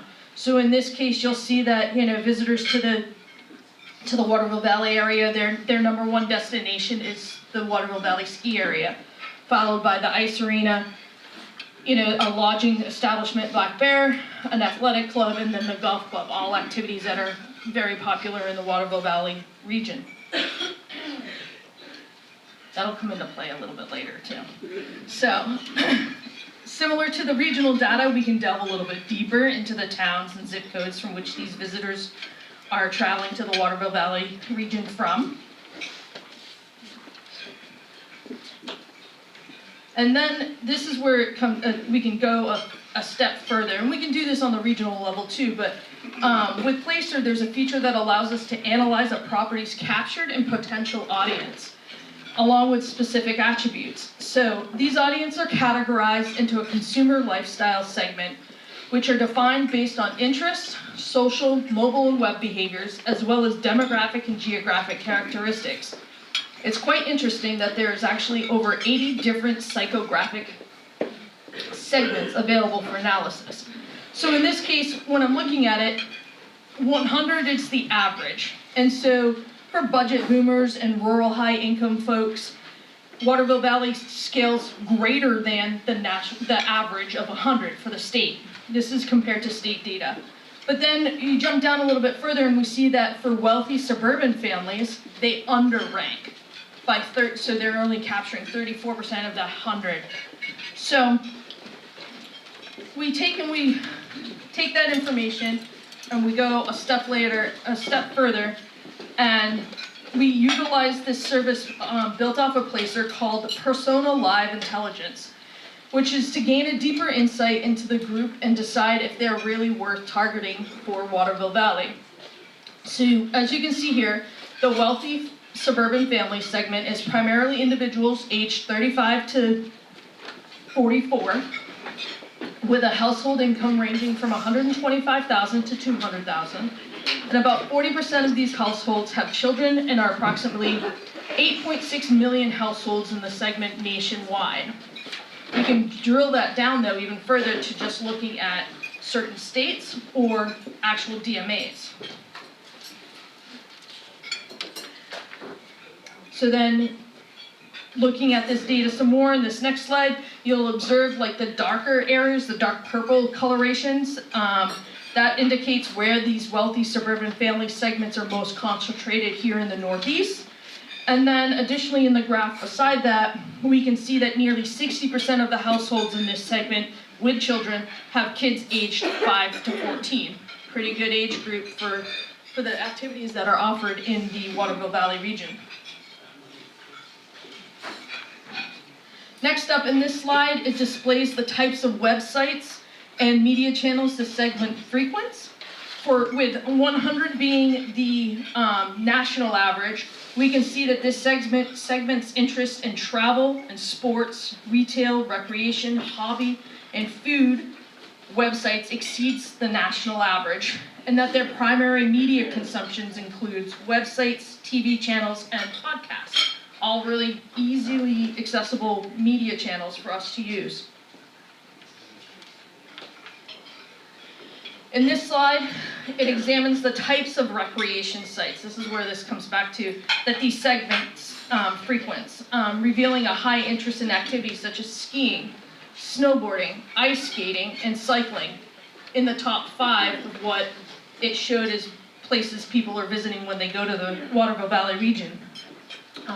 Although this region is typically known for like non-brand hotels, the whole region as a whole we have a lot of privately owned. But analysis of this hotel visitation on the far right-hand side shows us that this segment prefers resorts probably offering larger rooms because they're traveling as a family of 4, likely with an indoor pool to kind of keep the kids excited or, entertained after skiing for the day, maybe some on-site activities and some dining options. That's kind of all-inclusive. These next couple of slides that I'm going to show you kind of it drills it down a little bit further than just saying websites. It kind of shows you like what types of websites or TV shows or TV channels and even publications that this segment is most engaged with. So we can see, some education and looks like some mommy podcasts, or mommy blogging sites for websites, TV shows, your Bachelor, The Bachelorette, those kind of, your mom shows. On this next slide, we can see HGTV. Oh, yeah. Some Hallmark Channel. Yeah, that's mom. Food Network, and then some online magazines as well. So then after reviewing all that, we make that decision that, this is definitely a segment that's our audience. It aligns with what we have to offer in Waterville Valley and kind of aligns with what our marketing plan is. So we take this segment and we narrow it down to what's relevant to us as far as, like I said earlier, states or DMAs. In this case, I used Boston, Manchester DMA, the Hartford, New Haven, Connecticut, Portland and Auburn, Maine, and the Providence, New Bedford, Rhode Island, really kind of keeping it in that New England group. When I did that, it came up with an audience size of about a little over 500,000 or 500,000 zip codes. So we export this data.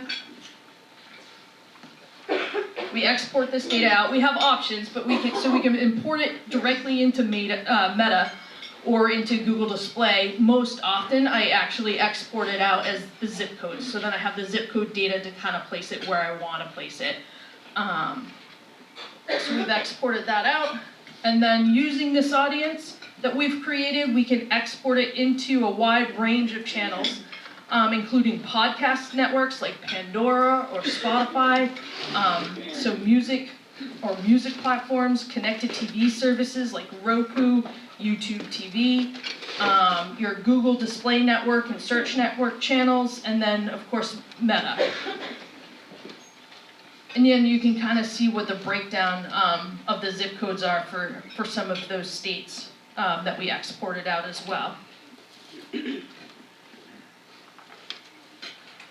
So, to wrap this all up, I hope that this data this presentation kind of demonstrated how data can really enhance marketing efforts at all levels today.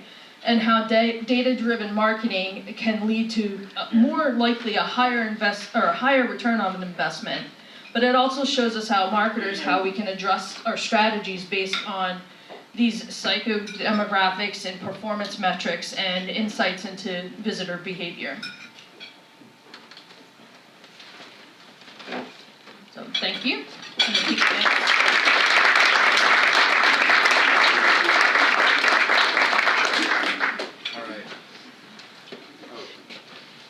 Thank you, Cheryl. That was very interesting. My inner nerd is coming out right now because I love this kind of stuff. And we have roundtable calls of people that are in the White Mountain area, and Cheryl has been sharing this kind of stuff with us. When you have an hour to chat with her and hear her talk about this more, it's fascinating. And I actually was interested enough that I've done some demos with Placer.ai, and this is the kind of thing that you can learn to do. You're not going to start out doing exactly what Cheryl just did, but you can get your foot in the door and then move up to that level. So, our next panelist, Dr. Adam Coyle. I said that right? Coyle. Got it. He told me that months ago and I wrote it down. I'm going to make sure I got it right. We'll speak about creating a sense of place using online tools. Adam is a tourism geographer and associate professor who serves as coordinator of the Tourist Management and Policy Program at Plymouth State University. He teaches introductory through upper level courses in tourism development and sustainability, ecotourism, and cultural and heritage tourism, as well as courses related to globalization and economic geography.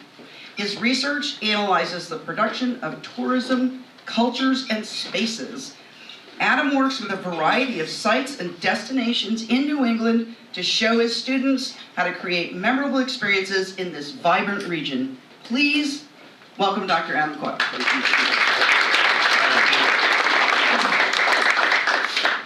How are y'all doing? Pretty good? All right, good. I'm really glad to follow Cheryl because I'm talking about so much of the same thing, but in a drastically different way, right? Whereas maybe you two are numbers nerds, I'm more of like a philosophy and theory nerd, right? So no numbers, just words and images, right? But the exact same ideas, right? So I want to talk to you today about a geography. I'm a geographer, and I want to tell you about this concept about not making your slides timed somehow. Anyway, I'm just going to keep sticking with it. About imagined geographies, which is really just what you think it is. It's what you think about a place, right? If I said a place like Alberta, right? You're going to think of something if you know something about Alberta, right? And so when you think about that place, if it's a place of tourism, that may motivate you to visit there. And so the whole job of tourism marketing is to create that imagined geography, what you think about when you think about that place. And I'm going to talk a little bit about the history of tourism here. Whether you realize it or not, I mean, tourism has only been around as we think of it for about 300 years. And we're one of the oldest tourism destinations in the whole world. One of the first nature tourism destinations in the world. And one of the ways that we became what we are is through creating this kind of imagined geography. And at the time, it was high tech, right? So I feel like our challenge nowadays is exactly the same as it was in 1850. We just use different ways of producing images, essentially. So this is the Kearsarge House, which is in North Conway. And I'm going to talk for just a sec about Samuel Thompson, right? Anybody ever heard of Samuel Thompson? We should all know who he is, honestly, because he helped make us what we are today. So he started catering to visitors in the 1840s, originally with loggers who were coming up, and then eventually with like adventure travelers who were climbing to try to climb the top of Mount Washington, which they believed to be the highest point in the Northeast. In America, sorry. They believed it to be the highest point in North America, and they were a little off on that. But anyway, and he started this business essentially in his barn of hosting people, and then eventually he turned his entire house into a hotel, and then eventually he built the Kearsarge House, and it became one of the first grand hotels. And throughout his story, there's a couple of steps he makes that really make this place take off. So, for example, kind of like our bus, the Concord coach problem that we talked about earlier, there was a carriage line that went to Conway, but not North Conway. So he built a carriage line, right? When the train came, it was difficult to get from the train station to the Kearsarge house, so he built a walkway that covered the ground so that you didn't have to get your feet in the mud to get there. And so throughout, he does all these steps and makes these kind of investments in making it easier for people to get here that make it happen. But the number one thing he did, well, I'll tell you about it in a second. If we look back at this period, it's like 1850, 1860. This is when we see the kind of peak of the White Mountain School of art, right? And yeah, it just keeps doing that, doesn't it? The White Mountain School of Art is a period of romantic painting. When we think of romantic, it's not romance like love, it's more like romanticized, right? So the painting is called romantic because this place never really existed. This is made up of about 10 different days of painting where the sky looked good one day and the trees looked good another day, and they put it all into one, right? And I hope you can see where I'm headed with this, because do we do that today? Do we take pictures and make them different than they really are? Absolutely, right? It's called a filter. And essentially, that's exactly what they did back then. So Samuel Todd, this is Benjamin Champney, and he was a really famous painter. He was apparently really eclectic, kind of had a big following. But Thompson would let him come to the hotel and stay for free, right? And they would even bring him to the sites where he painted and bring food and pick him up in the carriage. And he did this all for free. And the only thing he had to do was use the word North Conway in the title of the painting, right? So you'll see a bunch of his paintings have the word North Conway in the title. And why?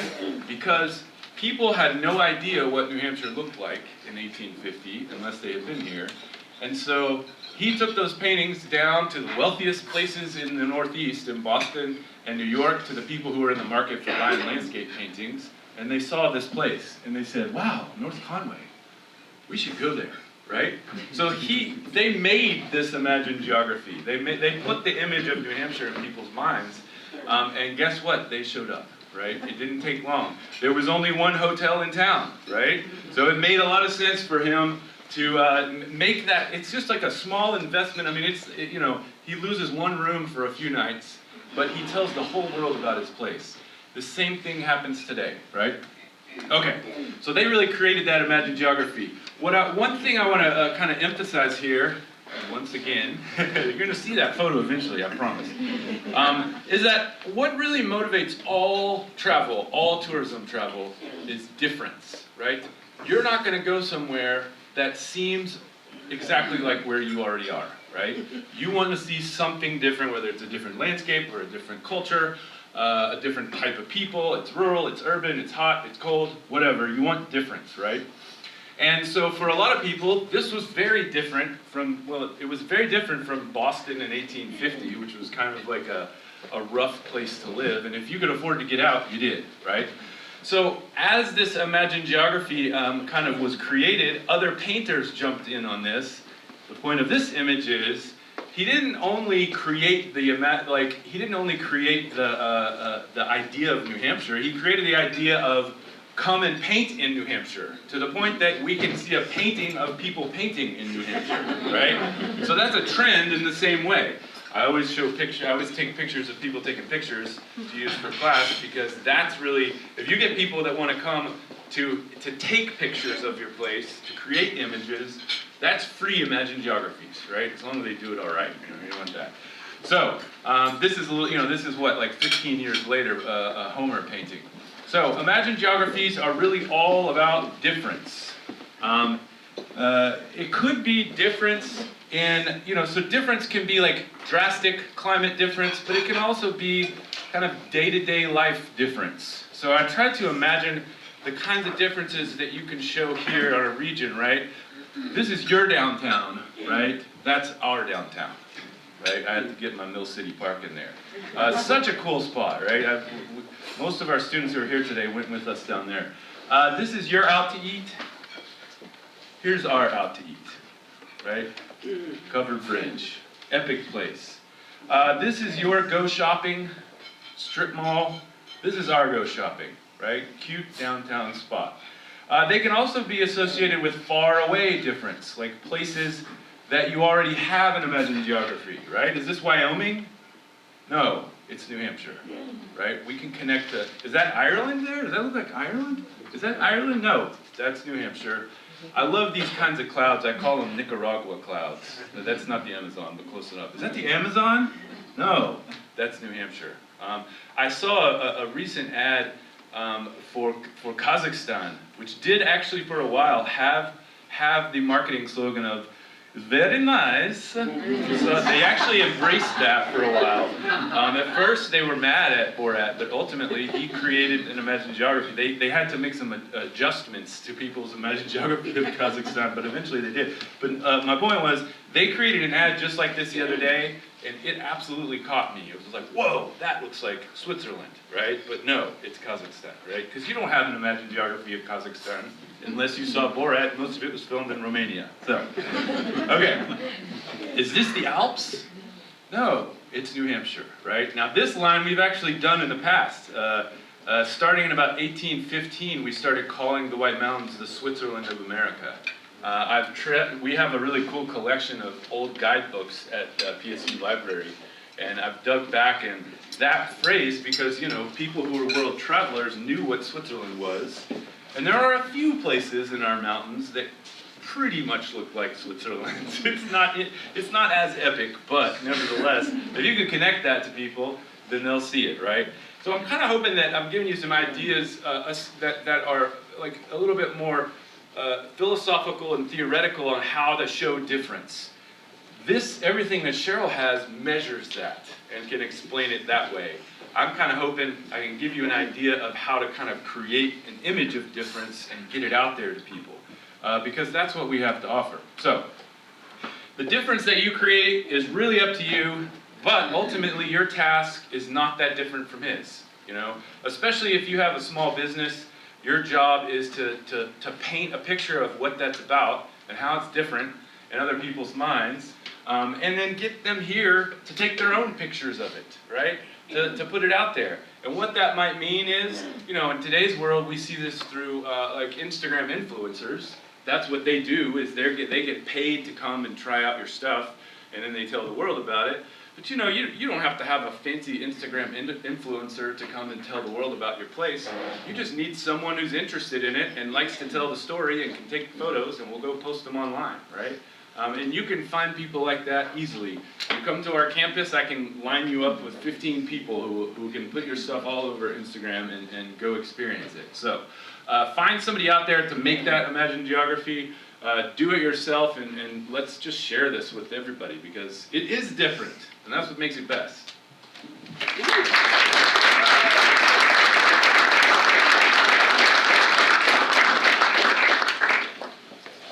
I don't know how to turn off the audio. Pausing this again. Yeah, sorry. Display settings. It's a little bit of like we're at the club here. I don't know why it's advancing like that. It's a mystery to me.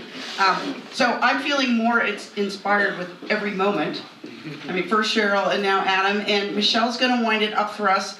I don't have a long biography for her because we were expecting Estlin McClellan, who wasn't able to make it because of the weather, but Michelle's very graciously agreed to step in and give Estlin's presentation. So she's going to talk about the resources that are available on the State of New Hampshire Visit NH.gov site. And I want to point out that 2 years ago, when we had the first one of these after COVID, Abby Guinan from Waterville Valley Resort came and she saw the information about what was available on that site, and she came up to me and said, that alone was the best thing I saw all day. So that's why we've asked the state to come back and talk about this, because there's a lot of powerful opportunities and tools on that site. So Michelle, take it away. Awesome, thank you, Maddie. I'm so glad to hear that, because listening to the two of you, the data, because you know, like we are all like, what's the data? What do we have to look at? What do we need? And then hearing the philosophical piece of it, I mean, that's what we're doing, and that's what we want to try to figure out, to make sure we're hitting our mark, we're doing everything we can, and if there is a dip in any of this, or something that's just not connecting, this is the information we know. So as I'm listening to the two of them, and I know I'm pitch hitting, I'm like, ooh, I hope I'm not gonna put everybody to sleep, especially after lunch, and it's the third person talking. So I am going to just get my notes. I didn't print them up, so I'm just gonna put them right there. So I'm with the Division of Travel and Tourism with the BA, and basically for us, we're here to provide information for you, also to market New Hampshire as a 4-season destination. And we do that with 3 marketing campaigns. So just to give you like a little, tourism in a nutshell. Let's see, am I advancing? Or The arrow should do it. which one? This side, isn't it? Try the clicker again, it keeps going back and forth.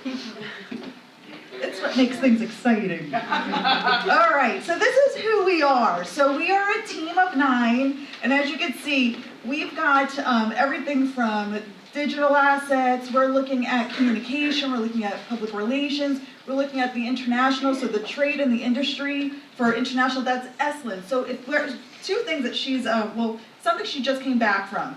It's the American Bus Association. And this was an event that if you're interested in learning more to get involved with the coach tours, she's our staff person that can help you out with that. We're also going to be looking at Discover New England, which that's a summit that's going to be coming up in April. So again, if you're interested in getting involved with international trades and wanting to get involved, let us know and let's get you registered. So this is our team. It takes a lot. Well, I shouldn't say it takes a lot. It is this team. I feel so grateful, again, in this role for just about 2 months. This team is so dialed in. I just feel so fortunate to be working with them and learning so much from them. So they're awesome. Okay, so visit nh.gov. That is the website. That is the website that we want, that we use. That's our most important marketing tool. We need to make sure we have this updated. We need to make sure that we have our industry list available. So if you have not signed up or you don't have your listing on our industry list, get it in there. It's really easy to do. It's something we need to depend on you to keep it updated, because when we're sending out information on our website, things to do, places to eat, places to stay, or just when we, talk about something specific happening each season, it's going to be up to you to make sure that your listing is in there. So if you have any questions about that and how to do that, please let us know.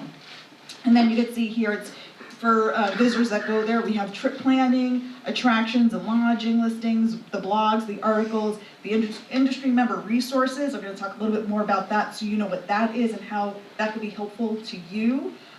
We list the events and festivals on there, and then the visitor information and travel resources. A lot of stuff that's in there. But it's really simple to navigate through too, which is really important.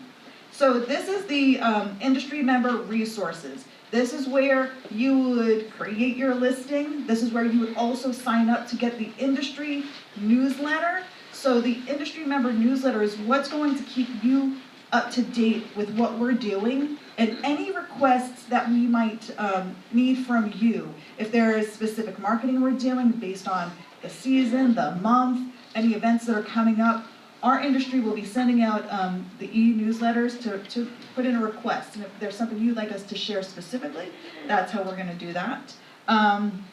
This is where you'll find out more about our seasonal campaigns. So we do a spring-summer campaign, a fall campaign, and a winter campaign. There's the research dashboard. So this is where you would get travel trends. We work with a research agency, SMARI, that helps us gather information about our ad effectiveness for each campaign that we do, looking at the trends month to month. And so this is where you would be able to gather that information. So then you can also compare things that is happening in your region or with your business to get more information. partnership opportunities. This is where you would be able to find out how to partner with us. What opportunities do we have that can help you support your business? And again, sign up for our industry newsletter. That's the way you're gonna stay in touch with us and find out what we're doing. And then this is the industry resources, the Visit New Hampshire listing details. This is everything that you would see up there from your lodging listings, so the vacation packages, this from everything that we ask for from you. This is how we get that information. And then we're able to compile it and put it together through our promotions and marketing through this site.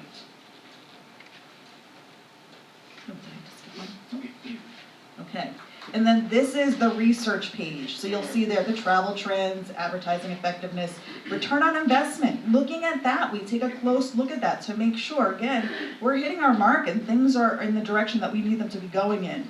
The economic impact reports, the perception study, international research, that's all in this visitnh.gov research page.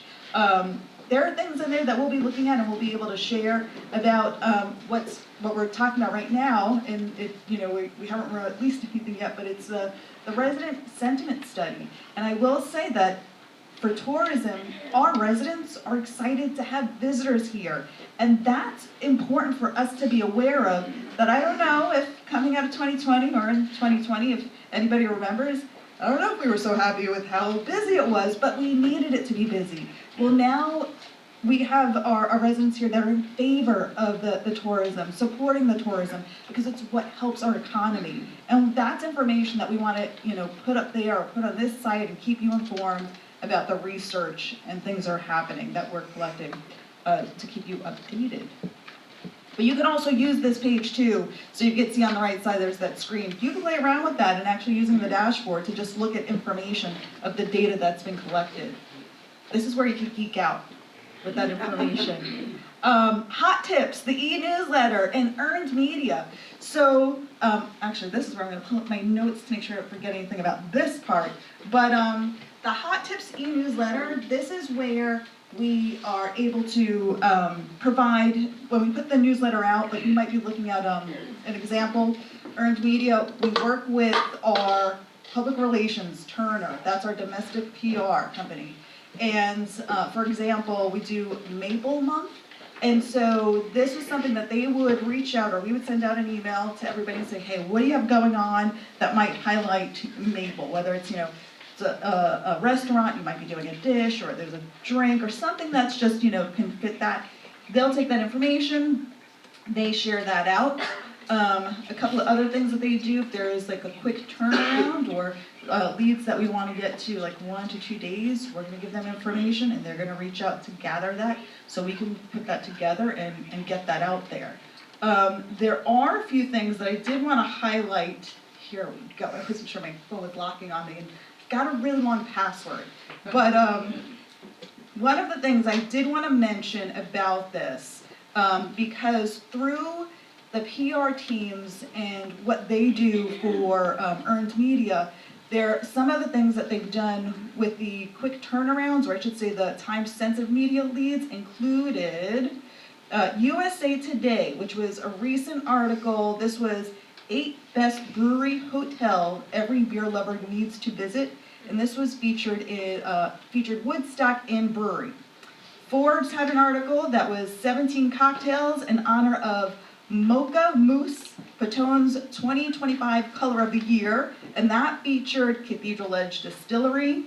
Condé Nast Traveler had Best Winter Weekend Getaway from New York City. That included Bretton Woods, White Mountain National Forest, Conway Scenic, and the Omni. And Travel and Leisure had an article which was the best East Coast road trips, included Lake Winnipesaukee, Wolfboro, North Conway, and the Kancamagus Highway. So these are things that we're excited to work with our PR companies to really make sure that we are promoting our state to the markets that we're working with. And then this is the Visitor Guide Getaway. This is currently in development. We're super excited about this. This is going to be a digital format.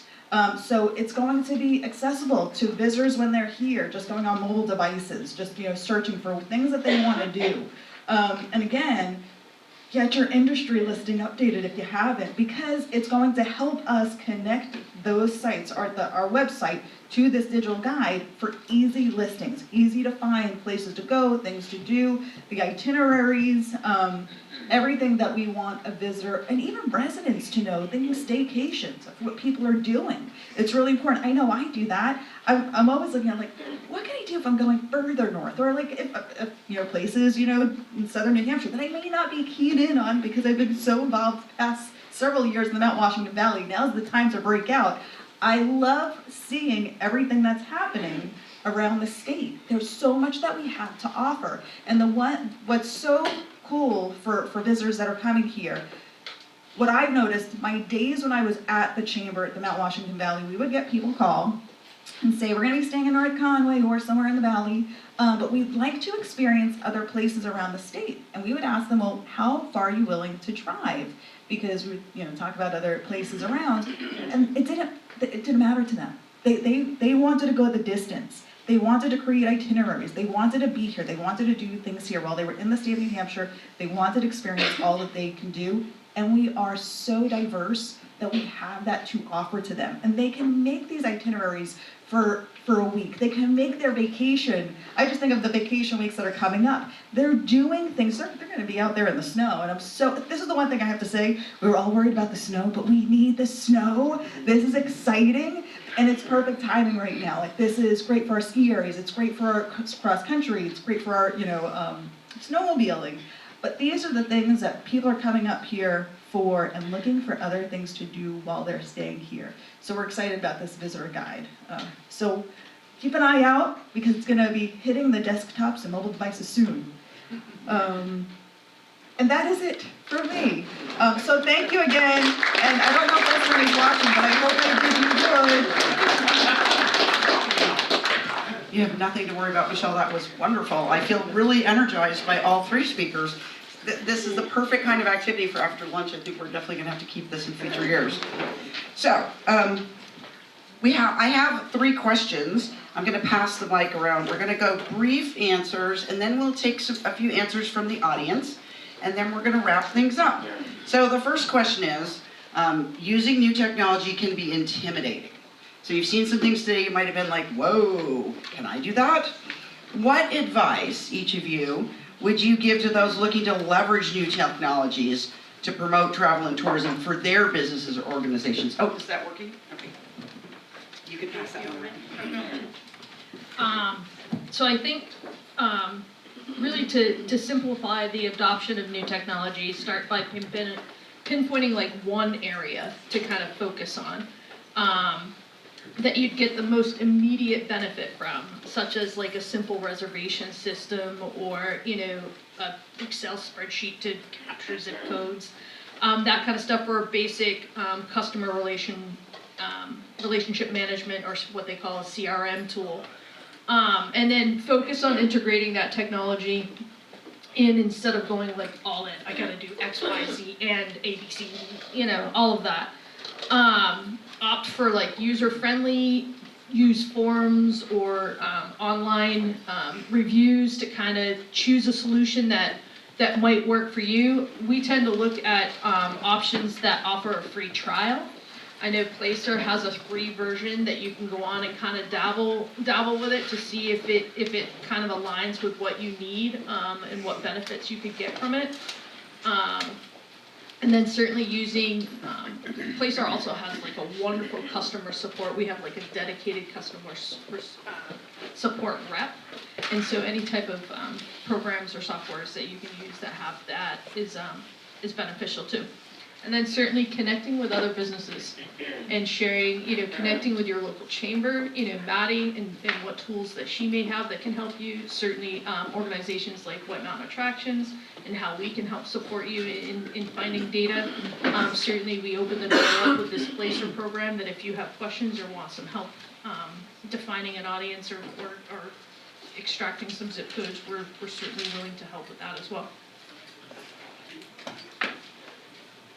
I would say don't be afraid of getting involved in technology. And I'm speaking from somebody who's terrified of it. I asked my 9-year-old how to use my phone. But here's the thing, you can't go wrong, you can't break it. What you can only do is figure out how to use it, how to make it work for your business. Like Cheryl just said, there are resources, we're already using this. So reach out and connect to say, how did this work for you? Or how do I read this? Or because if we don't ask questions and we are afraid of it, you're gonna miss it.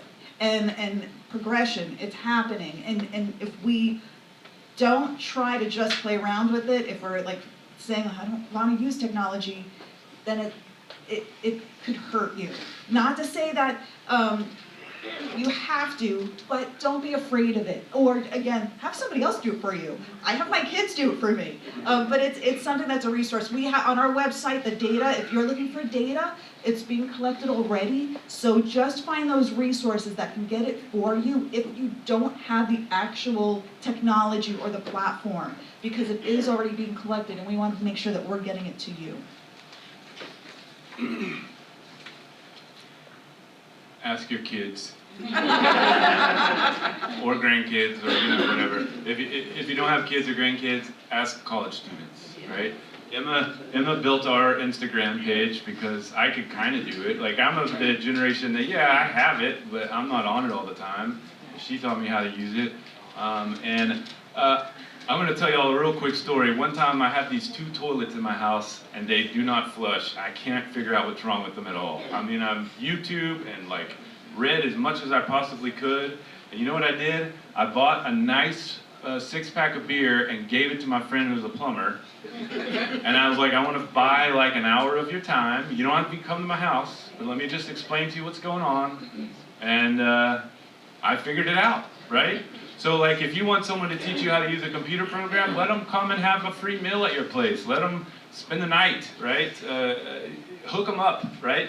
I think that's just such a great way to meet people, but also it's not too much off of your back depending on what kind of business that you have. And people are happy to help you, right? And obviously, it's hard to find somebody necessarily that knows how to use that program, right? But if you're talking about Instagram or how to create AI images, my son taught me how to do that, right? He's 14, and I've used AI images all the time now because it's pretty crazy what it can do, but I didn't know how to do it. So, yeah, that's my advice.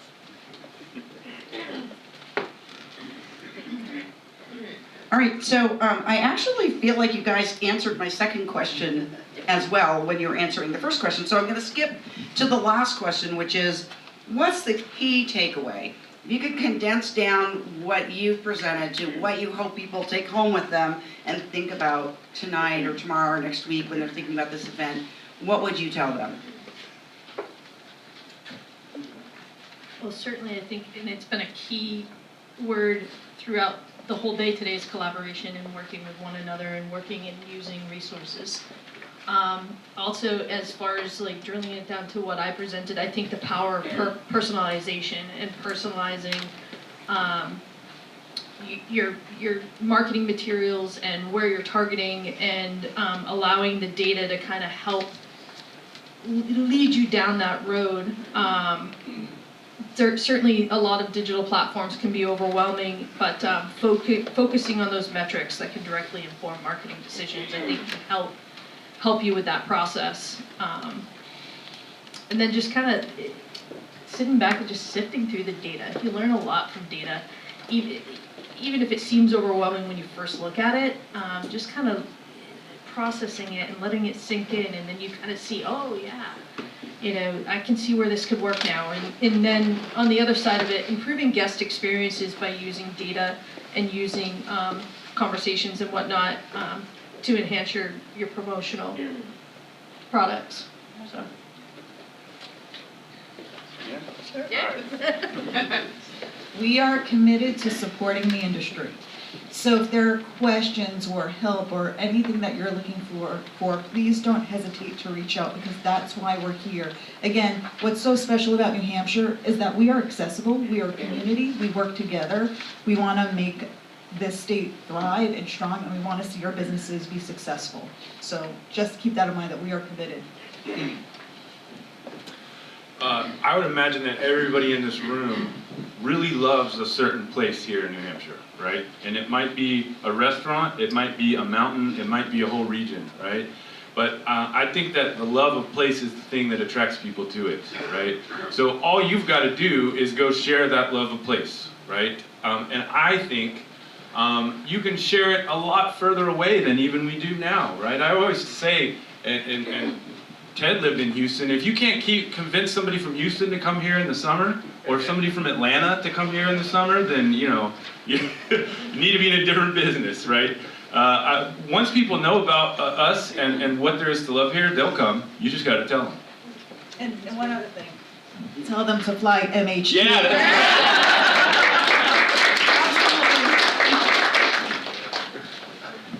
Well, thank you. All three of you have done a wonderful job. Let's give them a big hand.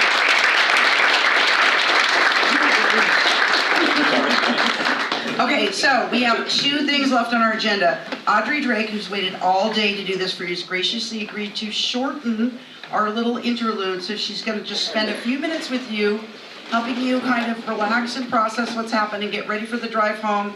We're going to get the door prize raffle ready, and then we're going to wrap this up. So thank you for sticking with us today, and I'll be back with you in just a moment. Audrey's going to take the wheel here. Okay, hi. Everybody stand up. I won't make you do anything weird. It's just, my goal here is to help you feel peaceful. I told someone in the hall my job is to reduce stress. Everything I do, music, meditation, yoga, all of it is to help you reduce stress. So I want you to acknowledge your brain. Just put your hands on your head. It's been working a lot today, right? So just give it a little bit of a hello, thank you, and I'll need you again when I'm driving home, but for the next 3 to 5 minutes you can take a break.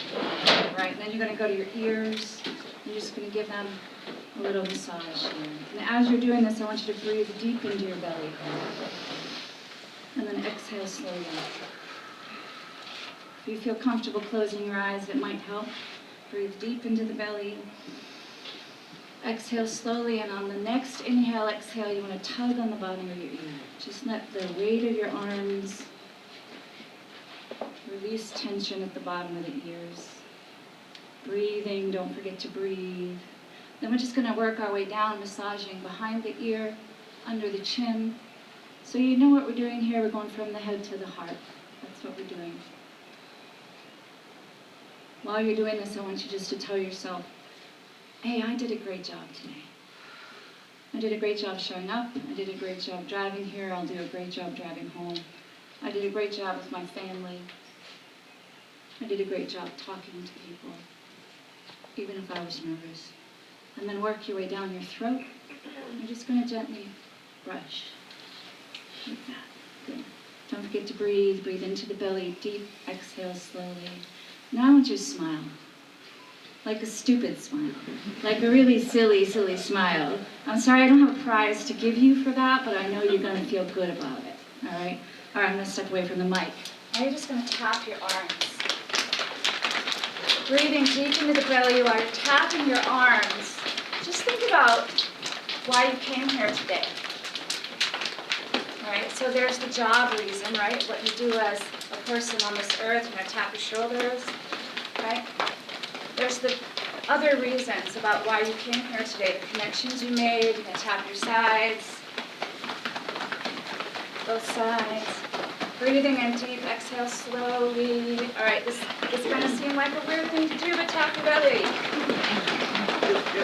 Breathe in, exhale, right? And then maybe if you feel like moving your body in some way, you might tap your back, sway side to side. Your hips are going to like this because you've been sitting for how many hours? Right?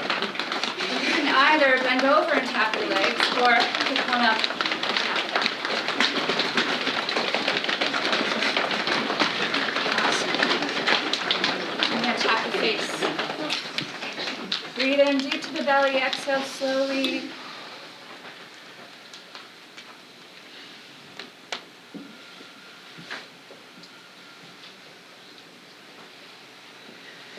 I want to share one more thing with you before you move on and before we go.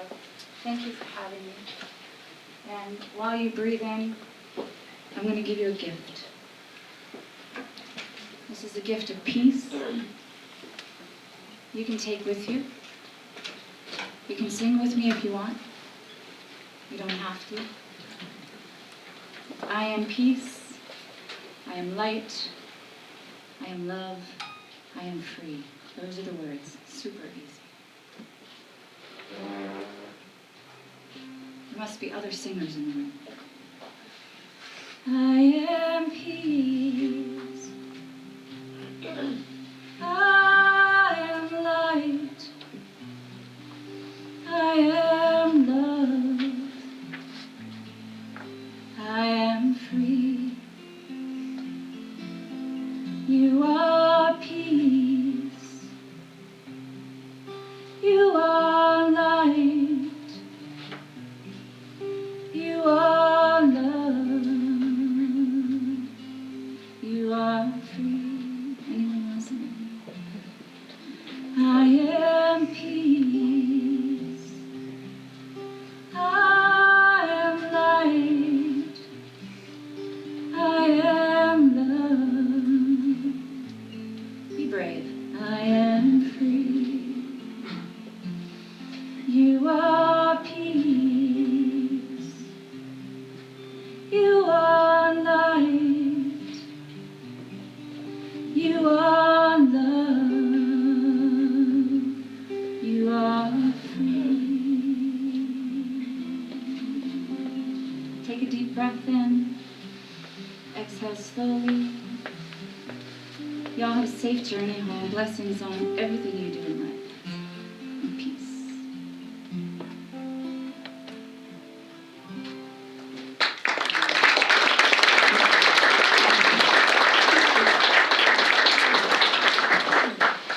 Wow.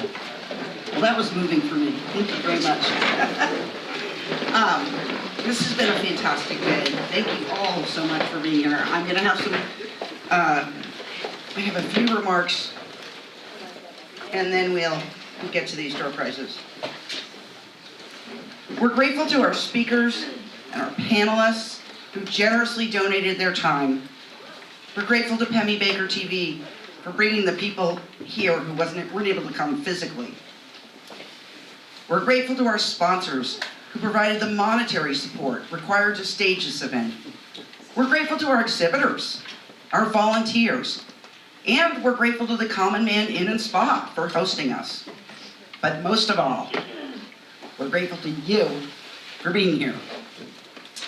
We hope you've enjoyed the event and you'll join us again next year. We'll be sending an event survey in the next few days, so please share your feedback with us. It helps us make it better and think of ways that things we might add, changes we might make. We're about to start planning next year's event, believe it or not, like next week probably. We reserved the date. So if you're interested in being involved in some way, if you'd like to be a sponsor next year, if you'd like to exhibit, if you'd like to help us by volunteering, or if you want to present, or if you know a great presenter, a speaker you'd like to hear, please let us know. And finally, if you're not a chamber member and your experience today has sparked an interest in joining us, please speak to me or one of our board members or affiliates, or leave your card with one of our exit greeters who are at the door as you leave the event, and someone, probably me, will reach out to you soon with information about membership. So, that's all my comments, and here we are at the door prize. Now, we were going to have, as I said, have it be must be present to win, but we're not going to do that. We will, if anyone isn't here, we will make sure that we meet up with them or we ship them their prize. Adam, could you hand us that pen that's right there? It's right underneath the napkin. Pen. Oh, yeah. Because we're going to keep track of who gets what, so we make sure that everyone gets mailed the right thing if they are not here. So we have had some last minute additions. So the first thing that was added today, this comes from Meredith Village Savings Bank. I love this little gal. Her name is Mary, M-E-R-I, as in Meredith. Yeah, I think she's really cute. So, Linda, would you dig through there and just randomly grab out a name? Who do we have? Jenna McCarthy. Jenna McCarthy.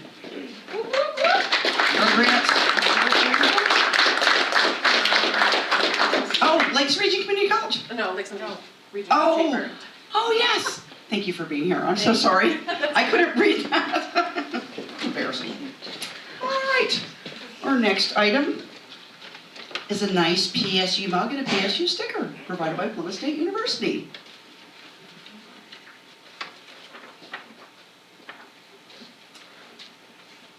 Our next winner is Jennifer Silverman. All right. Thank you, Jennifer. All right, this next item is something that's very near and dear to my heart. Most of you probably saw Roots and Roses, the plant-forward executive chef and cooking class and other services outfit that was in our exhibit hall. I love Wendy Hills, the proprietor. She was kind enough to invite me to a tasting table a couple weeks ago. So a tasting table is when you come and you try a lot of different recipes that she's been working on. And it was an amazing experience. Like, the food was delicious. It's all vegan, so good. And she has graciously provided a ticket to her next tasting table. So I guarantee you, you're gonna love this. And that goes to Olivia Neely. Olivia, are you a PSU student? Congratulations, I'm so glad. So you'll be around here, you can definitely use that. Enjoy. All right, the Dan Brew House has provided 2 prizes. Very grateful for them. The first one is a free growler. So the growler's empty. They have a little gift certificate here that you can take to the BAM Brew House. Yeah, the BAM Brew House, and get that filled up. My mother used to call this getting punchy. At the end of the day, you're getting a little silly. Philip Rentz. Is Philip Rentz still here?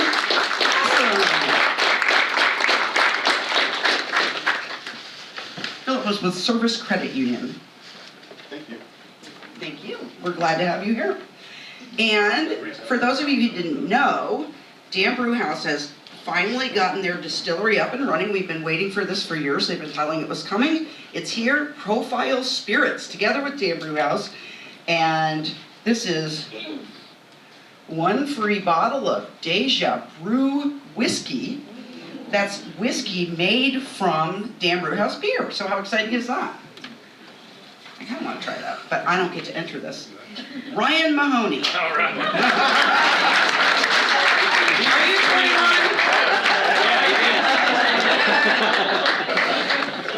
Right. There you go, enjoy.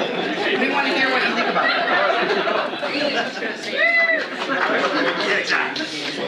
All right. One of our board members, Brooke Wakefield, who is the Director of Recreation for the town of Waterville Valley, very graciously arrived with 2 of these trail map and hiking books about Waterville Valley. So we have 2 of these to give away. These have been very popular in the past. So we'll pull the first one. First one goes to Sandra Jones. Pull another one. Okay. Back here. We'll see if we can pull her for something else. Oh, yeah. You don't have to give me something else, just. Well, we just put you back in to see if your name comes up again, so be it. Okay. Hannah Pellerin Yeah. from AAA Nashville, right? Hannah, you're going to have to come back and visit us now. Yes. And this will help you talk to clients, too, about everything that's available. Absolutely. Did I give her the thing? No, I didn't. Just write it down. Sorry about that.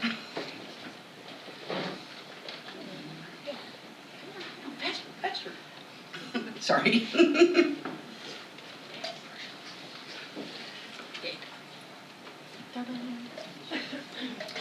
Kirsty Yanadisi from Woodsville Guarantee Savings Bank. Did I say your name right? Close enough. I like your bag, by the way. Oh, yeah. Well, you know, I have, this is your old logo, though. That's why we have them. I was told we were given a whole bunch of them, but they're, like, not the current branding. Oh, No. it looks current. I have but a also giant check box and of get these your new downstairs. ones. I use them for everything, so you get represented all the time. They're the best bags. All right, next we have a little custom charcuterie board provided by Covered Bridge Farm Table, who've been a great supporter of ours. So the charcuterie board is going to, boy, the PSU students are doing well. Christian, is it Nurme? Nurme? Good job, you guys. Come to an event, get free stuff.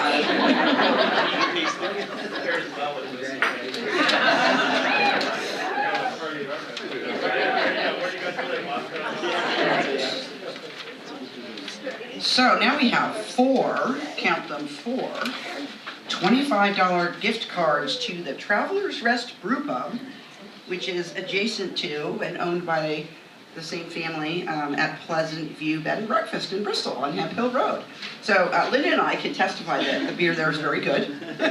We've been to visit them before, so the first one. Monday nights they have trivia. Oh, awesome! I love Come trivia. battle me in trivia, please. Tiffany leads. Tiffany is with Craig Deachman and Associates. You're one of our newer members. Thank you, Tiffany. Thanks for coming today. Absolutely, thank you so much. All right.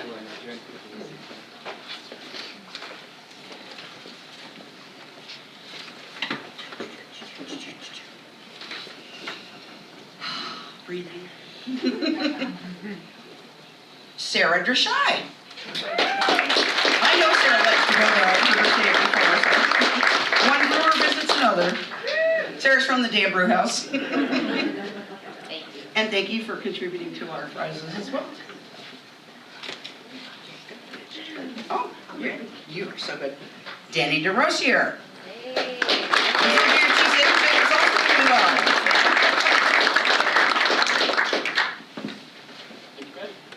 Thank you, Danny.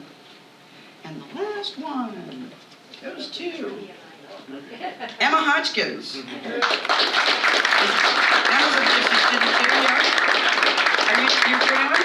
a 21.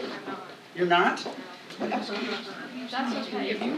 I can give it to you. Yes, we can give it, you can give it down. Oh, wow. Thank you. Sorry. I feel bad. All right. Give it to you for your birthday. There you go. Emma, we'll see if we have something else in our swag bag that we can send to you for being here today. We have our last two prizes. It's gotta be worth a half a letter grade at least. She doesn't need it. Do you have a raffle to do too? Yes. Yes? Okay, so do you want to come up and do that now? And then we'll do our two biggest prizes? Mike Salmon is with Squam Meats. I can, like so many things in our chamber, I love our chamber members, and I gotta tell you, his pork is the best tasting pork in the universe. Well, I didn't know my wife made the gift certificate for $75. I told a bunch of you it's $100, so I will honor the $100. That's only fair. Okay. I'll let you pick the winner. All right.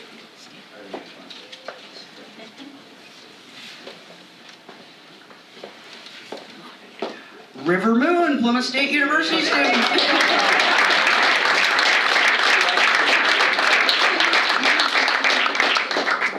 No, here. Just take the whole envelope. Great. I'll just say with the social media, my wife and I are young enough to know how to use it, but too old to know how to really use it. So through Plymouth State, we actually were able to hire an intern who came over and worked with my wife. For us, it was not a lot of money. For this girl, she got some money for college and she got some stuff on her resume. So it's a real win-win for everybody. All right. This is our real business. Next up, we have a stay at Inn on Golden Pond, which is the other part of their business. So do you want to open this up and say who's won it? This is our real business. The pigs are a hobby. Jess Morell. So there's a lot of people in the same industry going to each other's locations because Jess works for Owl's Nest Resort. There you go. Congratulations. Thank you for being here. And thank you for being a sponsor. Thank you, Mike, so much. No problem. Thank you. All right, and finally, this is really kind of exciting. Margaret Callahan, who's with Omni Mount Washington and Omni Hotel Mount Washington Bretton Woods. Is that right, Michelle? Is that how you say it? Yes. Okay. So I approached them about being sponsors, and they said, you know what, we just don't do sponsorships. And I said, well, why don't you join our chamber? And they're like, kind of far away. But she said, I will send you a little gift certificate. So she sent me a little gift certificate, which is for one night, midweek, non-holiday stay for two people at the Omni Mount Washington Hotel. Deluxe accommodations include room, resort fee, and New Hampshire tax. Also includes valet parking, approximate value $700. So, drum roll please.